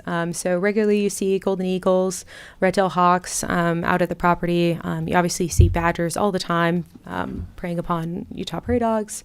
Actually, the 20 acres of property that we just acquired has a pair of great horned owls. I went to do a little inventory and they got rather upset with me being there, but it was really fun. They're a beautiful pair. There's also pronghorn and mule deer in the area. And then there's a lot of white-tailed antelope squirrels, as well as horned lizards as well. So lots of wildlife present. So a little bit about the current conditions, and I threw the picture on the bottom left is from the new 20 acres that we acquired. There's some old farming equipment. Anyways, I thought it was like the neatest thing on the planet that we estimate this truck might be from like the 1930s. And anyways, thought it was really neat. Yeah, so maybe the state park will want it or something. I don't know. Anyways, but yeah, so it's mostly cultivated rangeland and sagebrush. We do a little bit of alfalfa production. The grazing permittee helps with that on the property to try to deter prairie dogs from leaving the property. So the idea being, if we try to do it more in the central area of the property, try to deter dispersal. And then, in the last couple of years, you guys are already aware of this, but it's had a very high population in the last couple of years. And then, there's a lot of historic buildings, especially on that 20 acres of property that we just acquired. There's some old historic buildings, like the original farmhouse from when it was first settled. And there's some equipment on the property as well. There's a couple of like these little stock ponds for livestock on the property as well. But again, too small for fish, I've been told, so. So habitat concerns, really the main one is Utah prairie dog establishment on the neighboring properties. We really want to work and put language into the plan to try to reduce and or eliminate establishment of Utah prairie dogs on the neighboring properties. We're planning on doing this a couple of ways. For right now, trying to maintain the silt fence that's in place. So we have scheduled the date later in April to try to do some repairs and some maintenance of that silt fence that's already existing, which just kind of serves as a temporary visual barrier. Silt fences, oh, go ahead. Sorry, did you have a question? Are you seeing earlier activity with the prairie dogs this year versus a normal? Yeah, it does seem like they've come up a little earlier with the Maybe nice we need toasty to move weather. That rate of maintenance up so they're not neighbors. Yeah, I've been told by Habitat that the seasonal technicians aren't going to be on until the end of April, and we're hoping to get like a large group because it's kind of a lot of acreage, but I can coordinate with Gary and we can see if we need to move the date up. Typically dispersal doesn't happen until juveniles emerge mid-May. So I was hoping there would be enough time frame that we would kind of kick off and not have that dispersal time frame going. And typically they stay within their established territories, but it is possible still to have some dispersal at this time. Yeah, Halderman's contacted me the other day saying that fence needs some work for sure. Yep. Yeah, and silt fence is definitely not a permanent fixture, and yeah, so with that silt fence we want to try to maintain it to the best of our ability for the time frame that we can. And then the long-term goal is to get a permanent visual barrier fence in place. And you can actually see what the solar farm did in that bottom right picture right there. We won't obviously have like a chain link fence that high or anything like that, but if you look at the bottom of the picture, they have like that black plastic insert inside of that chain link fence that goes about 3 feet high, and it's been a pretty effective deterrent from prairie dogs going into the solar farm. So something similar to that is the long-term plan. We're still working on trying to get funding for that, but I know Kevin in particular has been going real hard trying to find a funding mechanism. So that's high priority on the list, and that's written into the habitat management plan that's what we're going to be doing moving forward. So we do have that planned for the east side of the property along the Halterman Lee side, and then the south side of the property with the Adams side. We didn't plan it for the west side of the property because that's entirely sagebrush, and that's been a pretty effective deterrent. It's a very thick, it's about 27 acres of sagebrush, and we haven't had any reports of prairie dogs dispersing out to the west. So that's the current plan as of right now. And then to the north, obviously, the solar farm already has that fence established. So, and sorry, could we go back one slide? Thank you so much. For the vegetation, also, we're hoping, right now it's pretty like a monoculture. There is some, obviously, alfalfa, but then it's primarily just 1 or 2 grass species. So the grazing permittee actually coordinated with NRCS to get a project going to try to get some more native seeds planted on some of the property and try to get a little bit more species diversity. So we're hoping to get just a little more species diversity too. Again, just trying to increase palatability of vegetation on the property to decrease dispersal elsewhere. So yeah, so like I talked about previously, we're for habitat managements and improvements, we're hoping to get that permanent visual barrier fencing. Kevin's working real hard, and I'm hoping he'll have at least a game plan by the end of this year to at least have a funding source or something like that moving forward to get that installed. We're also, again, hoping to increase vegetation species diversity, so just planting more species, getting it a little bit more than just 1 or 2 species present. Especially forbs would be really great too. And then just maintaining those sagebrush barriers, especially along the west of the property to discourage dispersal to the west, just maintaining that like 27 acres of sagebrush, and or possibly installing some new sagebrush areas in addition to that permanent visual barrier fence. We've talked about that as an option as well. It's more of a longer term solution, so it's the visual barrier fence would still be needed, but it's an option to do on top of that if that's going to be amenable. And then continuing alfalfa production, and then continue grazing. The grazing permittee has done a really good job out there, so we're going to keep working with him. And then just some annual maintenance moving forward. We do an annual spring count every year, so continue to do that. And then we obviously coordinate with the neighboring landowners too to just make sure we get an annual spring count and just assess what the current conditions are on their property. And then disease prevention, we go out and dust it for to prevent disease outbreaks every year. So we'll You got what? disease outbreaks. Apply. It's like an insect killing dust, delta dust. Yeah. So I don't know how familiar you guys are. I don't want to take up too much time, but Bubonic plague. yeah. So prairie dogs are really susceptible to plague outbreaks, and so it's not a native disease to North America. And because they live in social colonies, like us, social mammals are really subject to disease rates. And so so we'll apply insect killing dust. Fleas are what transfer the disease from one animal to another. Kill the fleas, kill the dust. So it's good on the landscape, and it's unlikely, but if human beings come into contact with like a dead animal or something like that, the fleas can jump to humans. So it's a good disease safety thing to do for prairie dogs and for people. And then in addition, annual maintenance, we're hoping to keep that silt fence as maintained as humanly possible. And again, hoping to get a long-term permanent visual barrier fence. And then just a little bit about population management. Obviously, we don't have authority over the species to do management, but we did talk with the U.S. Fish and Wildlife Service, and it would require more future coordination. But we do set some population goals for the property, and if it gets super high density, which isn't desirable for the prairie dogs or for the people we get higher dispersal. So we set some goals, and if the density gets higher than some of those goals, we'll coordinate with the Fish and Wildlife Service and see if we can get permission to trap from the WMA itself and utilize those prairie dogs for translocation. So yeah. And then continue grazing. So grazing has done good for the property, and we have a good relationship with the grazing permittee. And then I didn't put it on here, but obviously trap the neighboring landowners' properties if they allow us permission for access, and then keep coordinating, again, if they want us to continue paying UDAF for lethal control after the live trapping season ends, then keep doing that as well. And with that, I'll take any questions. What were the dates again on the possibility of trapping again? Yeah, so it's June 15th to the end of September 30th are the live trapping dates permitted under the current Fish and Wildlife Service rules and regulations. And then from there, the landowners can decide to, if they want to do the lethal control themselves, they're more than capable to do that, and we can get that set up.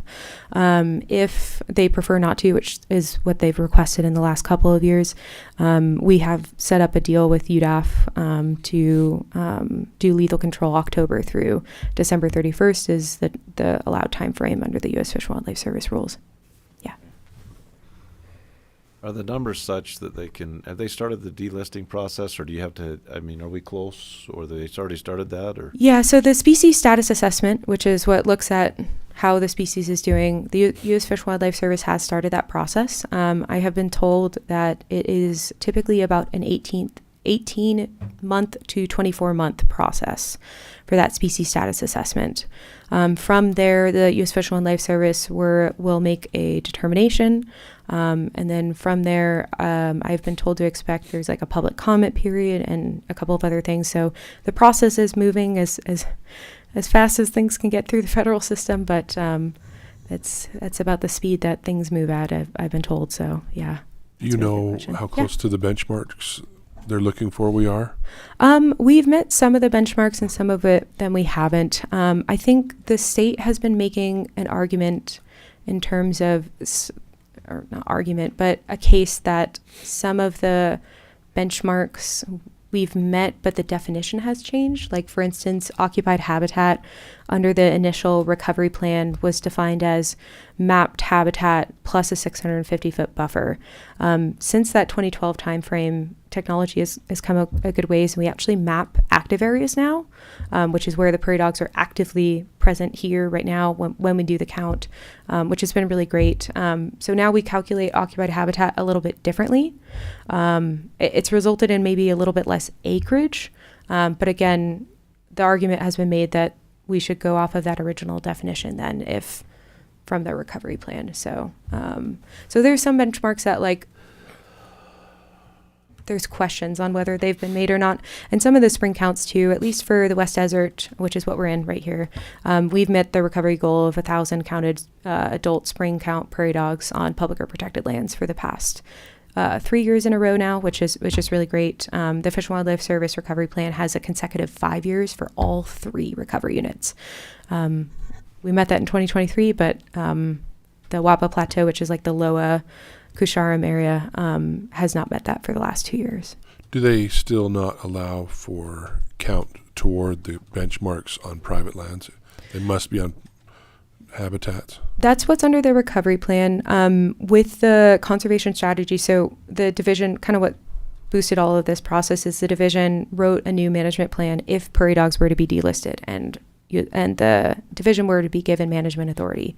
And so under that plan, it's just prairie dogs. There's no public lands, private lands. There's just prairie dog counts, and that's how it would be moving forward under the conservation strategy. Again, so if we were to get management authority moving forward, that's what we would do.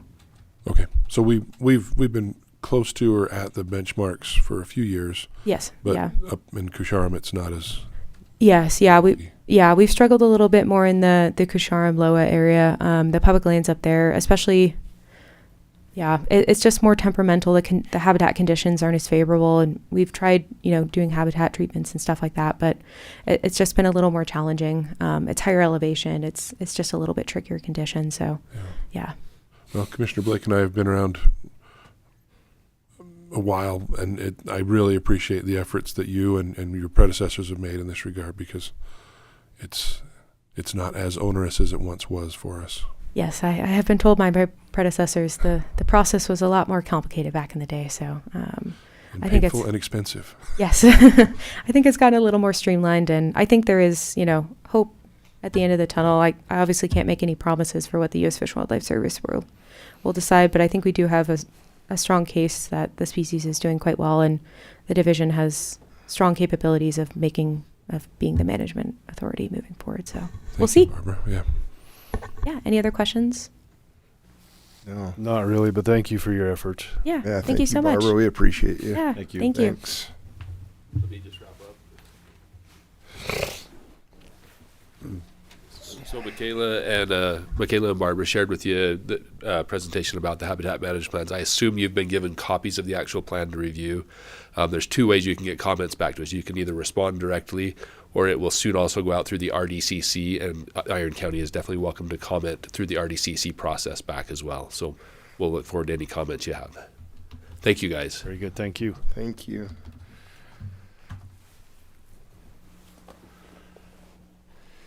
All right. Item number 3 is an update from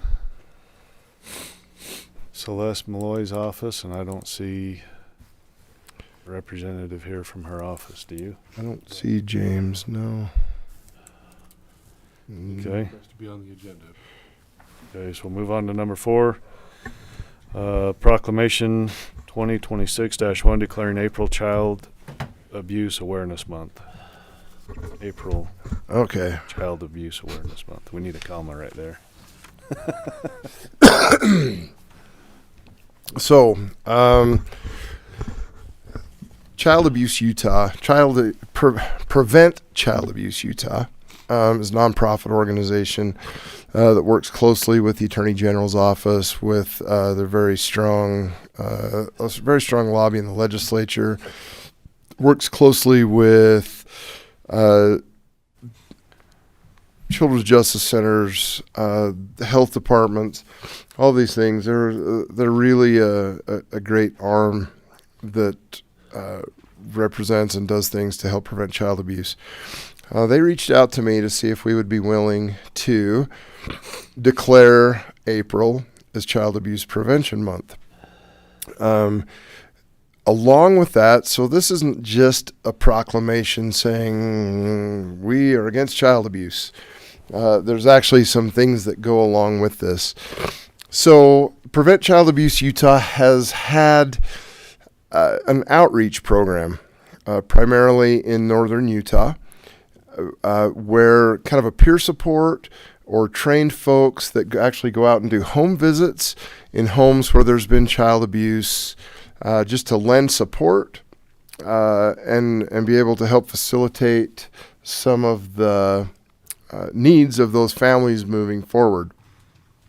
They're going to expand that program into southern Utah. They've got the means and some folks that they're going to be able to start working with our local health department, family support center, children's justice center, to be able to coordinate some of those efforts. So I told them that I would be happy to bring this resolution forward, but that I would also coordinate this with all of the municipalities in our area. So I've pushed this out to all the mayors and spoken with the mayors in our area: Paragoon, Bryan Head, Cedar City, Canaraville. What's that? Enoch. I've been struggling with leaving one. Keep leaving one out. Anyway, so I've pushed this out, and each of those organizations is going to follow suit. So during the month of April, there are going to be some representatives from Prevent Child Abuse Utah that are going to come and kind of talk to us about the specifics of that program.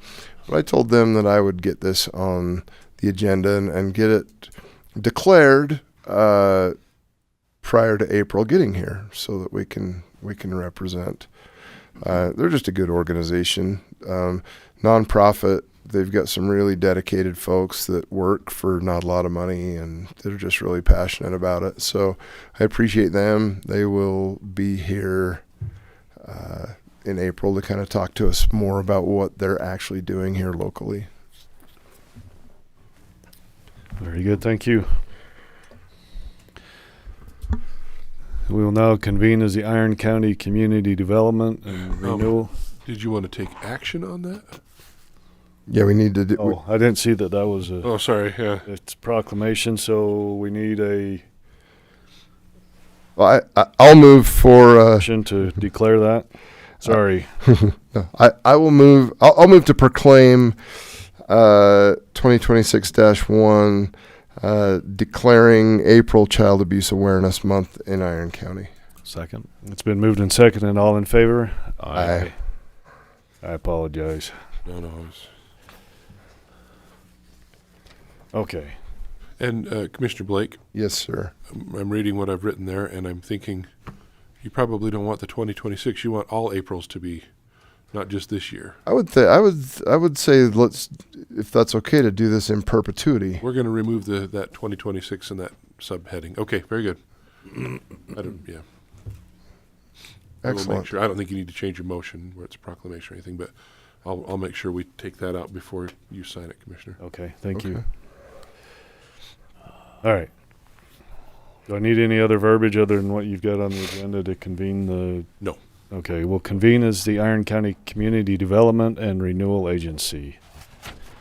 Agenda item number 5, discussion of possible approval of the 2025 annual increment payment for Red Hills Renewables, Burl Solar, Buckhorn Solar, Cedar Valley Solar, Fiddler's Canyon Solar, Enterprise Solar, Granite Mountain Solar East, Granite Mountain Solar West, Iron Springs Solar, Sun Addition Phase 1, Appaloosa Solar 1, Community Reinvestment Areas. David Johnson.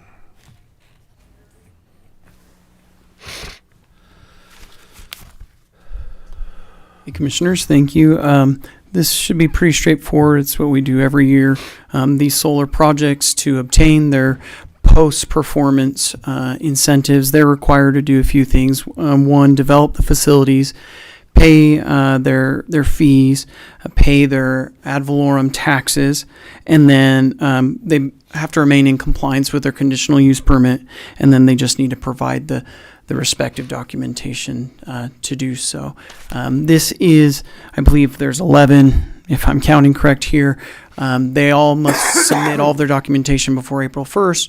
There's 3 project areas that I'm still waiting on, and we've sent reminders to for this week. So we'll probably get those remaining 3 after April 1st. But as long as they get all the documentation and they meet the qualifications. So unless there's any questions, that's all that's to it. Terry, have you been able to find the conditions on the conditional use permit for that? I have been looking, I think it's there, but I have not been able to find the exact verbiage of how it reads. What our question is, we have concern that surrounding neighbors on the Red Hills is that they have. On Red Hills, okay. They're not in compliance with the vegetation on there. That Okay. The dust is blowing through the neighborhood and blowing out onto our road. I'm sure it's there, I just haven't found out how it reads on that one, Okay. sure, but I will find this week. Yeah, let's make sure we get that taken care of and Because that's a concern that they need to know that the neighbors. right. around Oh, that's good to know. I wasn't aware of Vegetation that. So management. we'll make sure I'll work with Terry to make sure they get notice of that and get that resolved. So Okay. And thank you can- for letting us know. You can make an approval subject to that. I mean, they have to apply by April 1st, but we're not under an obligation. or And we have, I believe, Adam, will you remind me, is it 45 days or is it 30 days? I'm not sure.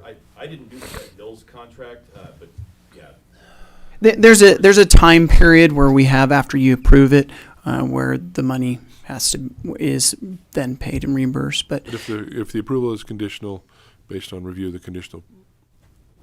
yeah, and it was only the Red Hills though, because I don't want to hold up all the other projects because of one project. Yeah.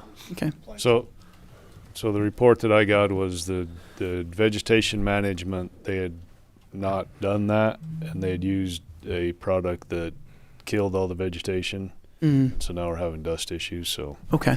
Yeah, and so Terry, if Terry will let me know, we'll. It'll probably come best coming direct from you with me CC'd on it, but let's make sure that's resolved. So I appreciate you bringing that to my attention. Yeah. okay, Thank you. Any other questions or anything else? Okay. Thank you. pretty good. So I'll entertain a motion. So do we need to exclude that in our motion or just I would Pending suggest that you them- just, pending yeah, the- on pending that Red compliance. Hills Solar. and I that's think the you Red could Hills? probably make the motion to approve Was it- with was it Red Hills Red Hills Renewables. right there. yeah, and then pending. I don't know, Sam. How would you phrase that? Pending. The follow up on the Subject Red to- Hills. Subject to follow up on the Red That way if Hills. staff gets it, then that doesn't have to come back before the commission. Yeah. Okay. That sound all right, I'll Sam? make a motion to approve the 2025 annual increment payment for all of the entities listed, but with regards to the Red Hills Renewables, it would be subject to them coming into compliance with the issues we've discussed. Second. It's been moved and seconded. All in favor? Aye. Aye. Thank you. Thanks. Okay, we'll reconvene as the Iron County Commission. Item number 6 is review and possible approval of cost share percentage for sewer upsize cost between Iron County and Cedar City, presented by Rich. Good morning again, Commissioner. So we have been working the last several years with BZI and the city, as they are upsizing a couple of important sewer installations out there at the BZI Industrial Park. Two of those items are sewer line and lift station. It was decided during the course of our meetings that we'd separate the sewer line from the lift station. Initially, we had felt that they were serving identical commitments or properties and areas. But after our further discussion, there was a concern about an additional area north of the railroad, which may feed into the lift station, but would not feed into the 30-inch sewer line, which is in the industrial park. So we have a memorandum of agreement outlined. Sam has reviewed that and found that acceptable. Is that correct, Sam? And that is a 37.7 our share and 63.3 city share on that sewer upline. And I need to explain, this is not any small amount of money. This is $1.2 million of upsizing for that 30-inch line. That 30-inch, what BZI Park needed for their own purposes was less than a 30-inch line. And that's why the city and the county come in and take the upsizing costs. The developer needs a certain size sewer. We know that there will be future growth that we'll need to tie in, and it just makes sense to have it built early when they're building theirs. They've already done that. It's already installed. It's a done situation installation. So we are looking at how to best engineer, design, and build a system. And at this time, while they were installing, they did that. And so we have our responsibilities as the city and county. So the MOU spells out, perhaps Sam could add if he wants to, that there is a 5-year period of time in which the county will reimburse BZI for the work that's already done and that they paid for. Sam? You also recall we were able to utilize some impact fees toward this cost, and they've acknowledged that payment already in the agreement. So there'll still be some to pay.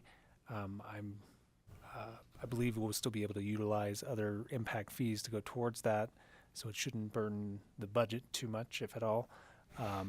But just something to be aware of. They're acknowledging prior payments, and this is setting us up for future. We would, like Rich said, have liked to have done it all in one shot, but we're back to the drawing board on how we divide the lift station upsizing costs. So you'll get an MOU to sign for just the 30-inch line upsizing costs, and that split again, as Rich said, 62.3 and 37.7, with the county paying the 37.7. And I believe they've acknowledged that payment, and it's well over $500,000. So I have an adjacent concern. Yes. In that we've been made notice of 9 postage stamp PIDs, Planned Infrastructure Districts, and this is infrastructure. And part of the idea behind that is that a PID isn't just a giveaway to the developer, but it goes toward infrastructure. And I'm concerned that because we're talking about ex post facto, I think I'm worried that this will end up being a giveaway to the developers, and really, as they develop those PIDs, that the money that the county is spending now will just be sunk cost versus any kind of possible reimbursement. No, PIDs represent a significant amount of effort on the county's part. This isn't you directly. I understand that, John.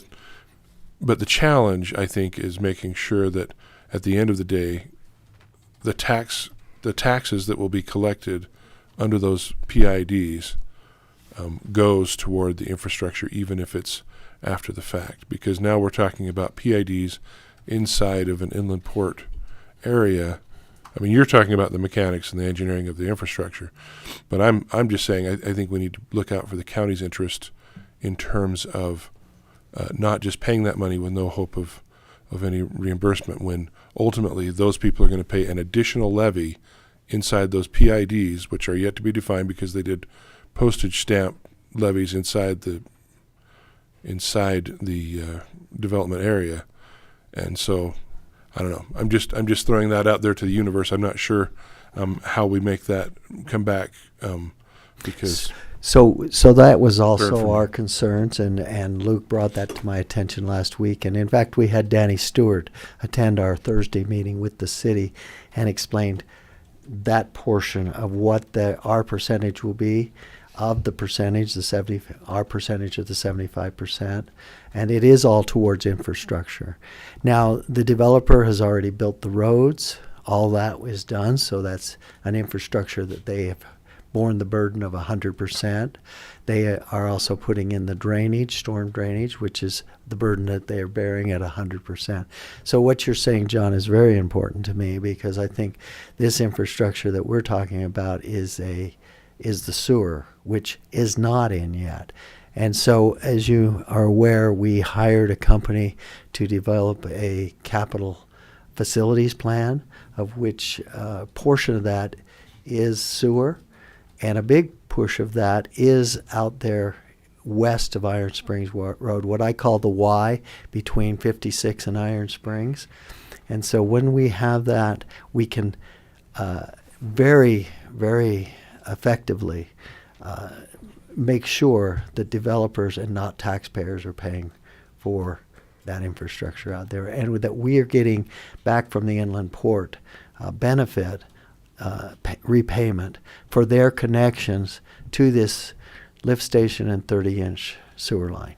So yes, I said in that meeting, my job is to solve engineering problems, not finance per se, but finances are very important. So we invited Danny Stewart, who came graciously at the last moment and explained what the opportunities were during our meeting.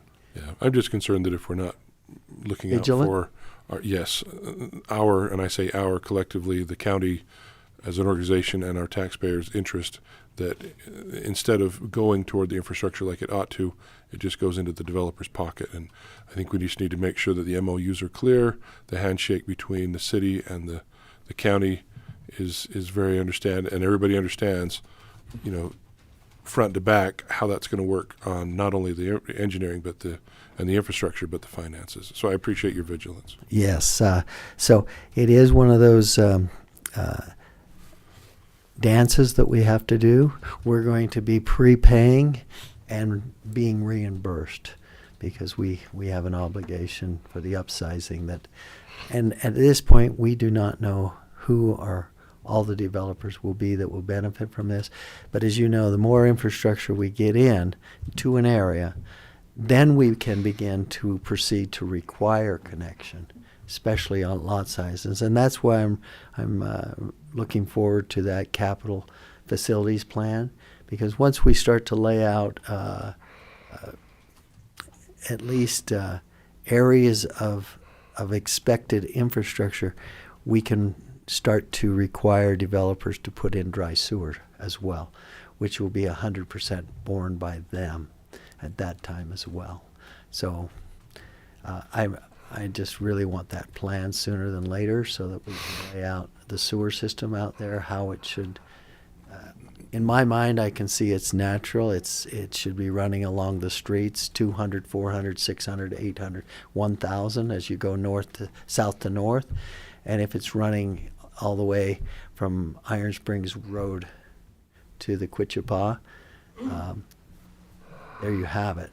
But we need to have the plan in place so that we can start to require the developers to build to that plan.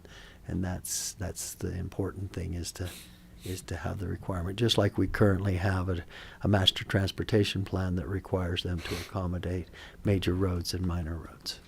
So thank you for that, John. Are there any questions about what we're looking at right now? That MOU will go to you, Commissioner Robinson. Yeah, appreciate that.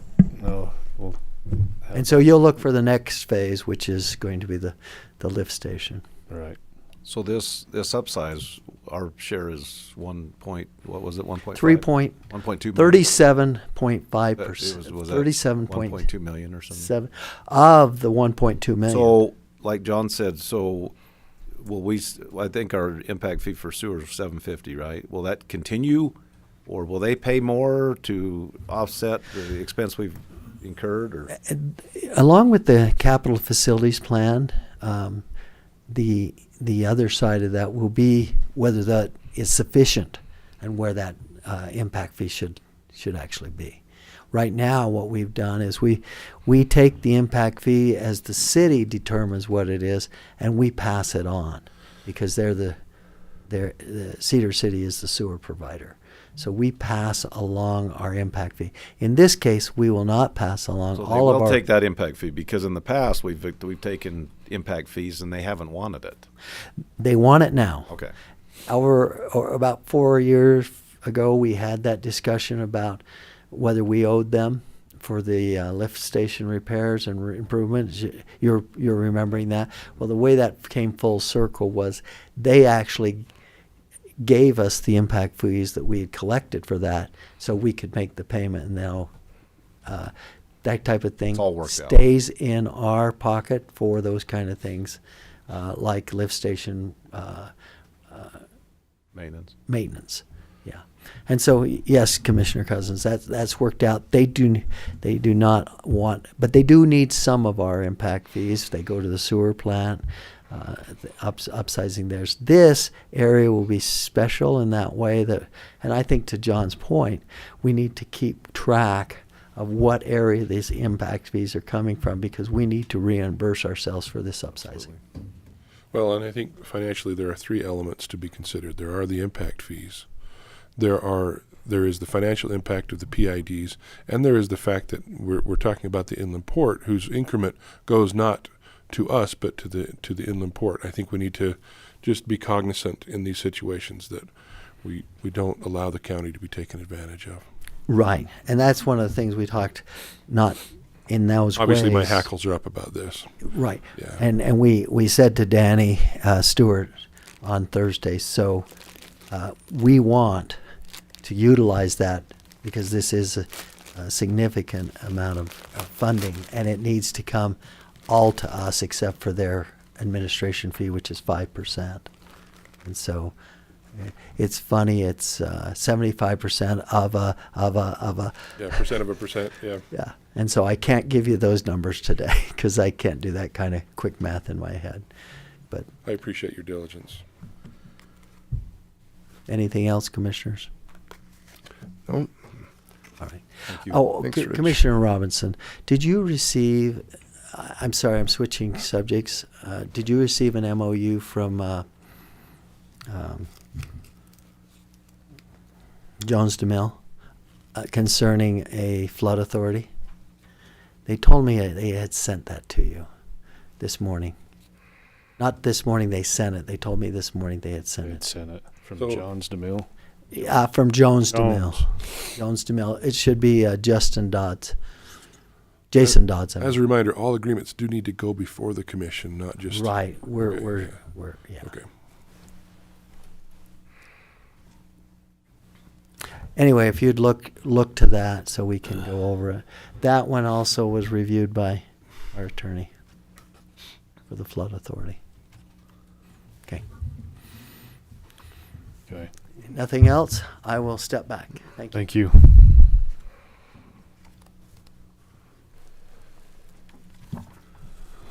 Okay, personnel, Jennifer. You want to approve that? Oh, You table that correctly. I will get this correctly one day. Did you vote on that last? I was just Well, gonna that's what we were ask. just talking about. Yeah. He's calling me out again.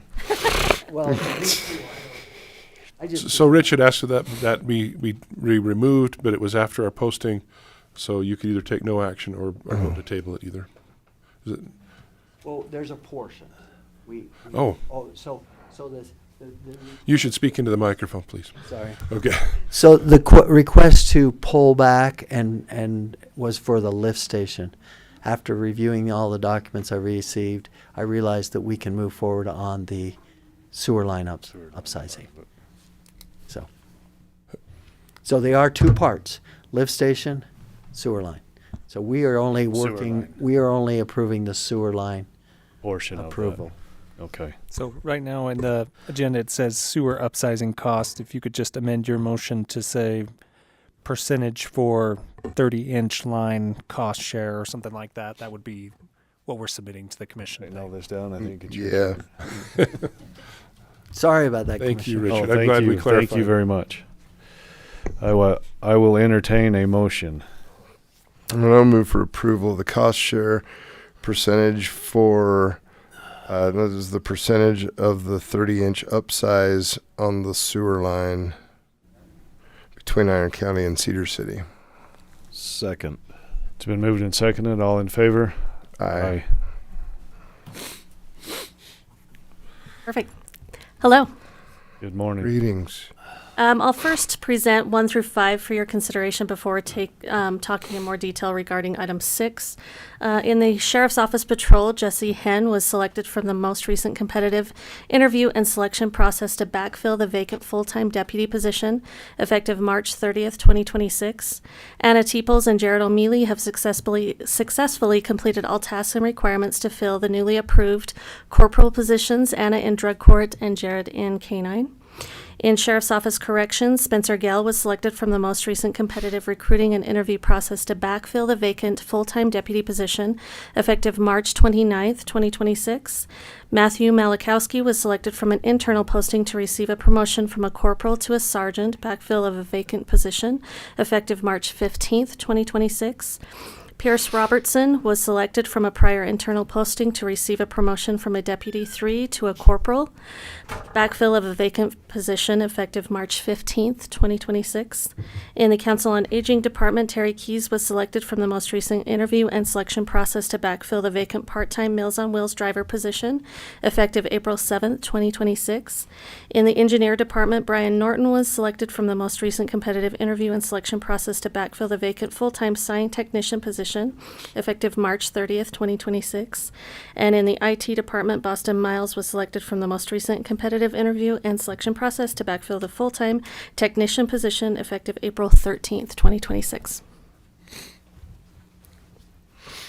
All right. And That's all of them? Okay. And that's just 1 through 5. 1 through 5, yes. So I'll move to approve the personnel 1 through 5 as explained by Jennifer Bradbury, our HR director. Second. It's been moved and seconded. All in favor? Aye.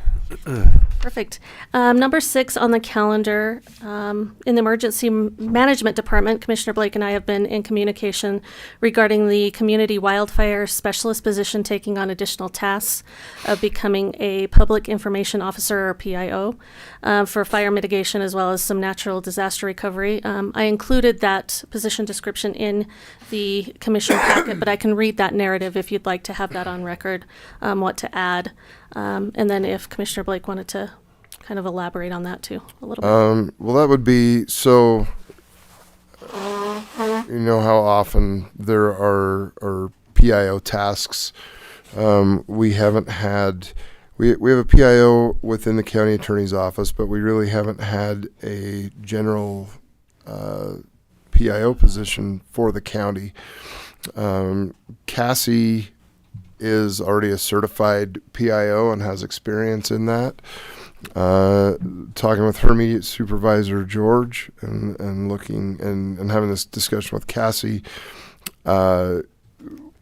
we believe that it would be to the benefit of the county to kind of change her job description to include a role as the public information officer in general for the county. Where she will be available to other departments within the county if they have press items that need to be pushed out, if there's specific events that need to be covered. One thing that we've talked about that I know that she's already began working on is updates on the jail construction, videos, social media posts, things like that, just to push out information. Because we're not very good at it. But if we have a certified PIO, position that can actually push that information out to the public, like we told the public that we would do. Cassie's willing to take on that role, and I think with that job description change, I think that's just include a 5% Correct. increase just for taking on that extra responsibility, which is what we do in all of these situations. Did I spit that out correctly? I think that's wonderful. And if you want the verbiage, I can read it. If not, it was part of your packet as well. Do we need it in the minutes? I'll just read it. How's that? Let's do that. Performs professional public relations and communications work in planning, organizing, and or relaying information, media relations, and communication programs for fire mitigation and national disaster response in Iron County. Responsibilities include making on-camera appearances, submitting posts to various social media accounts, and responding to media inquiries, including print and broadcast agencies. And then the other thing that was changed was just in that front page, the pay level went from a 9 to a 10. So was that your motion, Commissioner? I will. Will you go ahead and make it? I will move to modify the position description of community welfare specialist effective March 15th, 2026, and that goes with the pay scale adjustment to include additional tasks as outlined in the position description modification, also effective March 15th, 2026. Do you need to also mention Cassie? And I can read that one too if you'd like. It sounded like you were talking about the position. Maybe I just missed it. And that is Cassie Meredith. Sure. I thought I did, but I'm struggling today a little bit. Second. It's been moved and seconded. All in favor? Aye. Perfect. Thank you. Thank you. So move on to county boards. Does anybody have anything for county boards? I have one to appoint Don Williams as the weed board member for Canaraville. I'll second that. It's been moved and seconded. All in favor? Aye. Aye. Any others? David was going to speak to it. We took some action 1 or 2 meetings ago. Yeah, I think it was 2 meetings ago. Remember I told you how we had a board that was kind of wearing 2 hats, and we were just going to split it up, and I would just make sure I got John all the names to clarify how that was splitting up. And so on the one board, which is the Cedar, there's the one that the state requires for the grants, and that was kind of a separate one than one we used to have or still have, and that's the Cedar City Iron County Economic Development Board. And that board's intent is actually for all of the taxing entities to be able to get together when potential incentives come.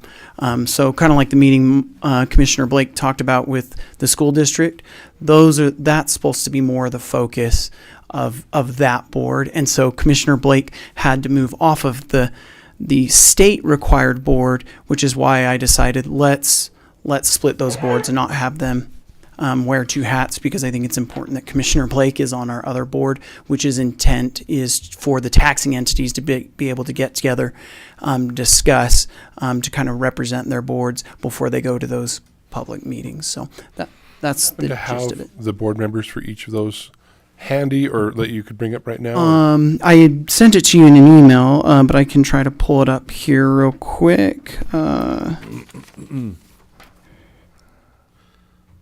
Sorry, my phone's just taking a minute.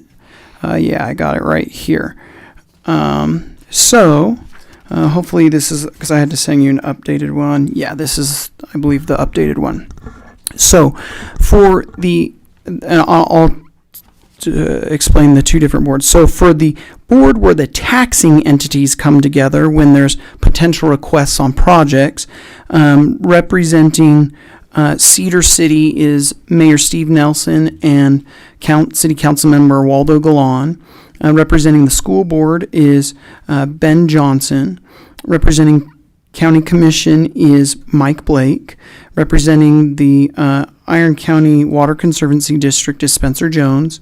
and representing the Business Resource Center through SUU. That is a seat that was identified in the city ordinance when this board was formed, is Joni Anderson. So that's the only non-taxing entity board.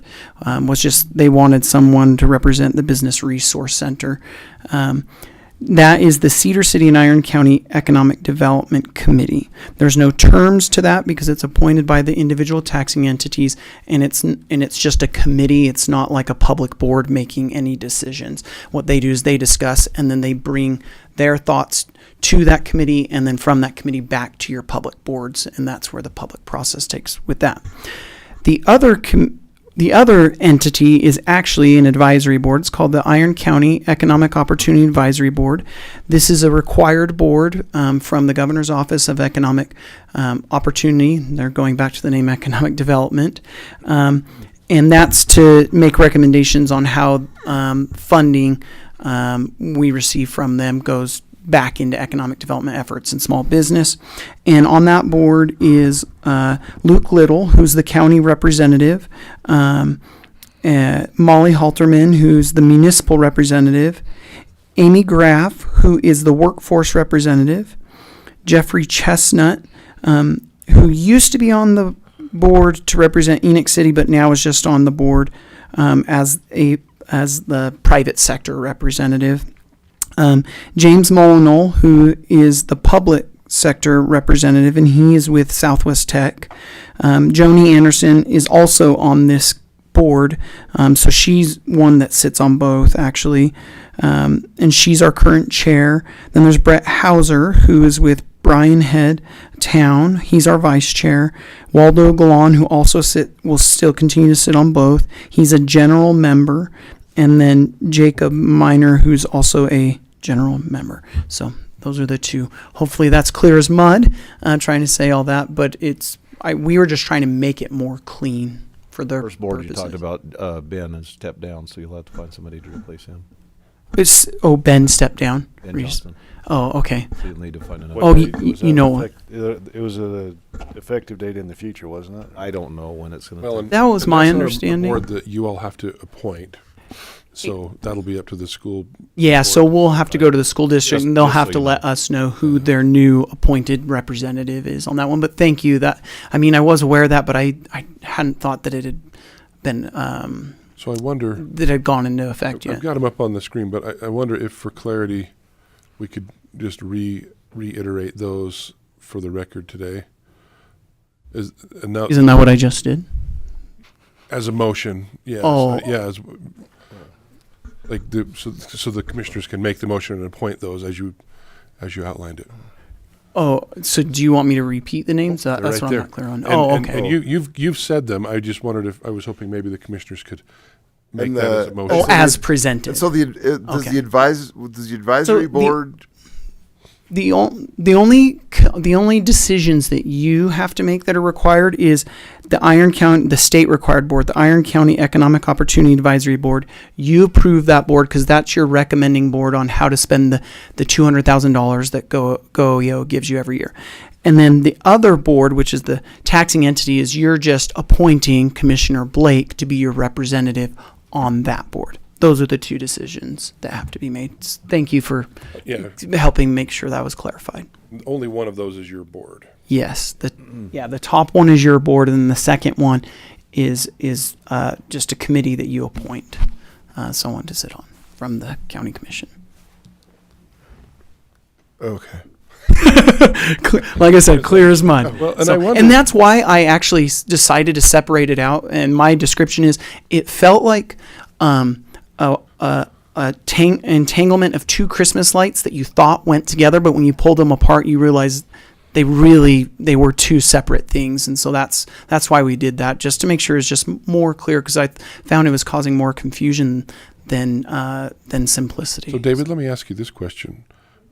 Would it make sense for that second group of people to meet during the ICOG meetings, or whatever the acronym is now, the Council of Governments?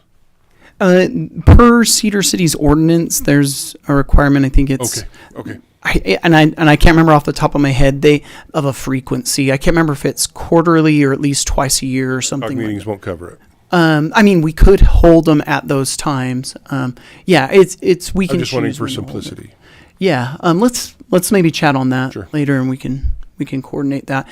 Also, just since I'm here, we were able to hire a new economic development coordinator, which replaced Tricia Harris, who took another position. And that's actually Danny Stewart, my predecessor before me. He actually started as the economic development coordinator, became the economic development director. And so that new person is Daisy Burns. I think Commissioner Blake's already met, and a few of you may have already met her, but she'll be helping, and she'll actually be helping coordinate both of these meetings as well. Now, to the board, to the commission, if you want to make a motion. We'll entertain a motion if somebody wants to repeat Want that. me to? I've got the. I understand the motion. Okay, Knock so yourself out. I would move to approve the Iron County Economic Development. Is it development? Are we at opportunity? Or are we back to development? Right now, it's currently the Iron County Economic Opportunity Advisory Board. They make them so long. But yeah. Okay, so the Iron County Economic Opportunity Advisory Board, as constituted on the board, and then I would explained, yeah. and then I would move to appoint myself to the Cedar City Iron County Economic Development Committee. That was very well done, Commissioner. Second. It's been moved and seconded. All in favor? Aye. I'm tracking because there's been a ton of conversation offline about Yeah, how to about the responsibilities of the different. Yeah. So I appreciate your patience in trying to untangle the Christmas lights and make it more functional. Well, I appreciate you coming to explain that, because I'm like, What this effectively did was, for a minute, it got me out of some meetings, and then it got me back into an additional meeting, but still cut me out of more meetings overall. So Yeah. I'm just here for you. Thanks. it's all about the meetings. thank you, David. All right. Any further items? So that takes care of everything. I think so. All right. We'll adjourn this meeting.